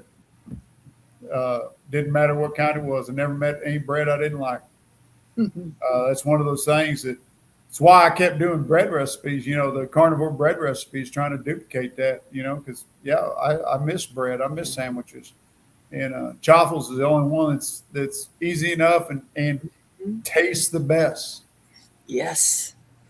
And like I said, if I'm cutting back on cheese or not wanting cheese, I'll just use pork rind panko instead of the cheese, and it comes out, in my opinion, just as good or better. Mighty Menowes bought a Dash waffle maker so they can make truffles for the first time. Truffles, yes. I have it truffle, still in the box. cheese I hadn't waffle, got it out truffle. of the box, but I ordered a double one that you can do for the Dash instead of one. All right. You'll make a whole lot of breakfast sandwiches that way, I'll tell you what, for true. Well, the reason why I got one is because I subscribed to her channel. She found my channel. She's from Missouri. And she's like, eat like 1965. She's 60 years old. I can't remember her name, but she had one of those. She made different chaffles, and one of them she made out of beef. She did a beef one, and it looked good. I'm like, I'm going to have to try that one. Anita just made a sardine chaffle a couple weeks ago on her channel, her carnivore channel. That I'll have to pass up. I can't do sardines. I tried one time, and some didn't go up right, and that's it. I'm done. It didn't taste right. I didn't even eat the rest of my lunch that day. So we were talking about carnivore recipes and all the work that goes into them. I'm usually too lazy to make a chaffle too. Yeah, I don't, and not that making the chaffle is bad, but I hate cleaning the waffle maker afterwards. So So I never make chaffles either, but I used to, and they were good. I don't one- I don't make them all the time because when I do, I'm gonna make probably 3 or 4 dozen, Mhm. and that takes a long time when you only got one little mini waffle maker. It's an all day job, So I don't do it all the time, but when I do it, I'll do at least 2 dozen or more, and then I'll stick some in the freezer. I'll bag them And up. then stick them in the freezer. if I want to flat, some kind of bread, I don't do I take the Courtney Luna's bread recipe and I just cut it in half. I did a video where I just took her bread recipe, cut it in half, cut the time in half, and made like flatbread. You can use like pizza crust or flatbread, and that's basically all I eat is bread. Back in the days, like I used to love it. Go to Texas Roadhouse. I used to eat those rolls all the time. Now I look at them like, And the honey butter. doesn't even faze me. Yeah. But I did. That all sounds But disgusting, I doesn't it? did use the secret menu there, and I asked the waitress there. I said, I heard that Texas Roadhouse has a secret menu where you can get any cut of steak you want, and she says yes. I said, I want a 24-ounce ribeye. Nice. I didn't know that was a secret because that's how I've always done it. When you go in there, they've got a rack, a cool like a butcher cooler, It's like a display case. Yeah. and they have and you can select your own steak out of there, and it's right there when you first walk in. And the first time I went to a Texas Roadhouse, and of all places, I was up in Greeley, Colorado. This is the first time I ever went to a Texas Roadhouse, and here I live in Texas. I go in there, and I'm looking through their selection, and they had a 26-ounce ribeye in there. And I said, is that the biggest one you got? And they said, yeah. I said, I want that one. And so they gave me that one. And they said, if you'd like one bigger or smaller, we'll cut it to size. I said, really? And so I learned right there. I didn't know about a secret, menu, but I learned right there you can order your own. So now every time I go in, I get a 2-pounder every time I go now. Nice. And I did go to one. We had one open up in Weatherford, and I guess the gal didn't know nothing about it. But I walked in there, and we're waiting to get called to be seated. But I went ahead and ordered mine. I went up there and I looked through the deal, and they were all, small. Small in our opinion.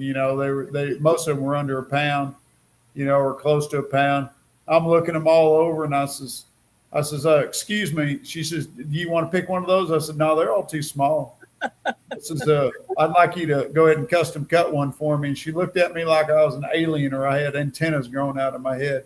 And I said, I want you to custom cut one for me. And she goes, custom cut it? I says, yeah. I want you to go back there and tell them I want one cut to 2 pounds. And she did not understand what I was talking about. And I said, is there a manager around here? And she called the manager over, and I says, is this just something in the other Texas stores and not this one that I can't order a custom cut ribeye? And she's kind of looking at me and she goes, well, we've just never had anybody do that. Well, the guy that does the butchering back there, he heard me and he pokes his head out the window. He says, what size you want, brother? I said, I want a 2-pounder. He says, you got it. And so now when I go in there, 2-pounder, that's what I want. And I'll eat the whole thing, every bit of it. It's delicious.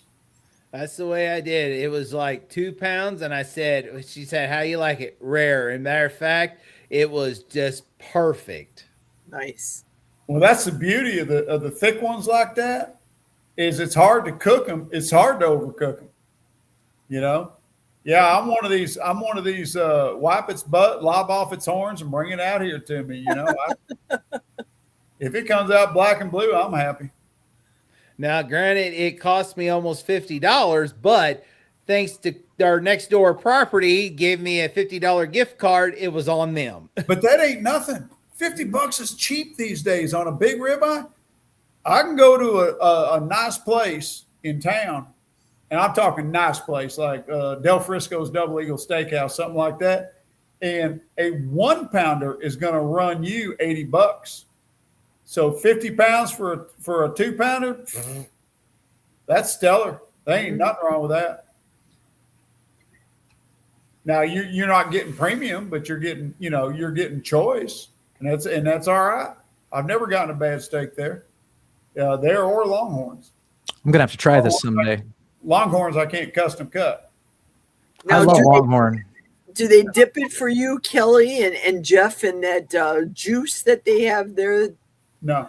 That sugar juice? I didn't even notice it. I know Carrie Mann had a video where they did seasoning and stuff, and I really didn't taste the seasoning at all because I was like, oh, crap, I forgot to say leave off the seasoning. But I'm like, I never noticed it. And matter of fact, it tasted more charred than actually seed oily or anything like that. Well, what they do, what Kelly was saying, or Carrie was saying, thank you. What Carrie was saying on there, and I watched that video, was that they will put seasonings on it that may or may not have sugar in it, and they'll grill it, over an open fire, and then they throw it on a flat top to finish it off, and they'll use seed oils on it. He says it's real simple to request. Please don't put it on flat top. Just do it straight over the fire.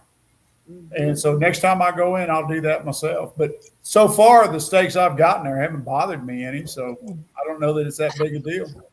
Oh, good. The seasoning at Texas Roadhouse is sugar as the first ingredient and seasoned salt as the second ingredient. So yeah. you can buy it. And take something it home. to avoid if you're avoiding sugar. Right. But I got to admit, I didn't know that. And I've eaten several steaks there and it hasn't bothered me since. Texas Roadhouse is out of my price range, so I go to Florida Roadkill. Much more affordable. It's funny you mention that because I don't know how it is in Florida, but here in Texas, we can't pick up roadkill. No one's going to stop me. Now, if you happen to, let's say you hit a deer, you can call the game warden up, and he can give you permission to take it. But if you got to get permission, from them, because here in Texas, if you let these rednecks pick up roadkill, they're going to be putting heavy duty railroad tie bumpers on the front because they're going to be going off road into the fields and looking for deer. They're going to be running over left and right. So there's a reason. You got to keep us rednecks straight by keeping us restricted. London says it was bought for me, the McDonald's, but every time I eat McDonald's, it makes me feel sick. It's only McDonald's that does that for me. Then don't eat it. Yeah, then diarrhea. Yeah. So diarrhea, Rick. Temporarily, that's what I get. Feeling that passes or something. I don't know, but if someone buys it for you, may ask them to buy you something else. So, if not, have them chase their fast food like Rick does. There you go. Start eliminating things like what could it be? Get rid of the bun. Is it the cheese? Are you lactose intolerant? Is it something in the mayonnaise, the pickle? I mean, you can start taking that thing apart, trying to figure out what it is in that's actually making you ill. Yeah, I understand being polite. You might have to go through a lot of McDonald's to narrow it down and find out what it is that's making you ill, so you can eliminate that and still eat the rest. So. Yeah, I've had people bring me treats and sweets and everything around Christmas time, and I just smile, thank them, and put them off to the side, and I don't eat them. I'll give them to the grandkids or something. Mason, I only left keto to go to carnivore due to pain issues. You lose weight on keto, of course, but not healing like on carnivore. Mm-hmm. That is true. So I hear that a lot from people. Yeah, carnivore. If you couldn't heal yourself on keto, the next step is carnivore. That often does the trick. So that's what happened to me, right? Very good. We were talking about Chris cooking Nashville and the different ingredients he uses. If I can share my special ingredient using Chris's ingredient, I did the butter powder that he told me to buy. And I took the butter powder and I mixed it with the Redmond's real salt. Now I have the least expensive butter salt like you would from that company, Kelly, that you're Salter. dealing with right now, right? You just take butter salt or the butter powder, mix it with regular Redmond salt or whatever kind that you prefer, and you have that least expensive, bougie, shall we say, butter flavored salt. Yeah, and that's one thing about for me is like I don't even push the salter. I was like, if you want it, I have a discount code if you want it, if you're interested in it to get 10% off. But I'm not forcing nobody because it is pricey. I still use Redmond's. I use Himalayan pink salt. Got that there. I use Salter. I use Malden, and I'm going to try the Diamond Kosher salt in the future because it's fairly cheap. I rather, and that's one thing when I push, I'm like, I don't push, say, well, you need to buy this product because, it's got all the time. No, it's like I've been using Redmond since 2021 and I hadn't had any issues yet. Same here, except that grit that it leaves on the bottom of your cup sometimes that. But other than that, I have all the salts too because sometimes I like Malden's on my steak, that richer, big, chunkier salt flavor. I love Malden's. that. I use Malden's. Like I'll just like take a finger, lick it, and I have a jar I carry with me. Or if I want salty water, I just take my Malden sea salt. I use it because it melts better, it dilutes better than the Redmond's. Right, I hear you. I'll use Redmond's in a recipe. I won't put it on top of my food because I can't handle the grit. Right. Especially my eggs. I notice more in my eggs than anything because it's got dirt in it. It's got the minerals in it. I can't handle anything that crunches in my eggs. True. Now, if I'm eating a steak or if I'm eating eggs or something, I want Malden's. That's my favorite. That's what I use. Yeah, I got Malden's and Pink Himalayan. Those are the two salts I stock here. Mm-hmm. Now, when I go to cook the steak, I'll sprinkle the pink salt on it, and then I'll, cook it up in either the flat top outside or the cast iron pan.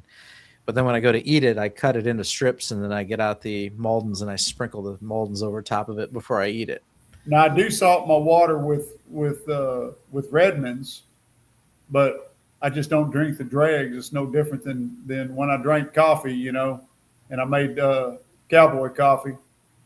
I don't use no filters or nothing like that. I just dump the grounds into a pot of boiling water, let it seep on down, get real true coffee that way. And then you just don't drink the dregs of it. Don't they call that cowboy coffee, don't they? Yeah. Campfire coffee. Drink coffee. I've had, so years ago, my sister come to visit and she'd gotten up before anybody else. And she said, I was going to put a pot of coffee on, but you don't have a coffee maker. I said, yeah, I do. It's that big blue enamel pot right there. That's a coffee maker. She goes, but there's no basket or nothing in it. I said, don't need it. I said, hang on. Give me 15 minutes. I'll make you a pot of coffee. And I put the water on the boil. As soon as it was boiling, I took it off, dumped a handful of grounds in there, let them settle, dripped a little cool water in there, poured her a cup. She said that's the best coffee she ever ate. Mm-hmm. It is. I learned that from Kent Rollins. He did that cowboy coffee, and I did that. Oh, that is like the Best smoothest cup of coffee. Smooth. I've been doing cowboy coffee all my life. It's we didn't have coffee makers growing up, Yeah, that's just country is all it is. Now I'm gonna have to do that in the morning. I don't drink coffee anymore, so it's not an issue for me. Let's see here. Cranky Carnivore Cutler uses Diamond Kosher salt for dry aging meat and organs. Scooby the Dog, I use Baja Gold sea salt from their animal line. Interesting. I changed to enjoy the crunch in my old age. I even include eggshells in my scrambled eggs. No. Can't do it. If I'm going to have the crunch, I'm going to do the mountain sea salt. I hit an eggshell, I'm done. My breakfast is over. Me too. I did that trick where you save your eggshells and then you bake them in the oven for like at like 165 for half an hour, and then you put them into like a blender and try and blend them into a powder. Then you can pour that over it because it is a rich source of calcium. But my blender, I needed something that gets them finer because it was still like crunchy, still had that crunchy texture. I needed it to be more like a dust, so I think I needed, I don't know, maybe a coffee grinder or something instead. So I used a food processor, and what I did is I did it when I was doing the raised beds for the calcium for the tomato plants. yeah. Yeah, when I was composting,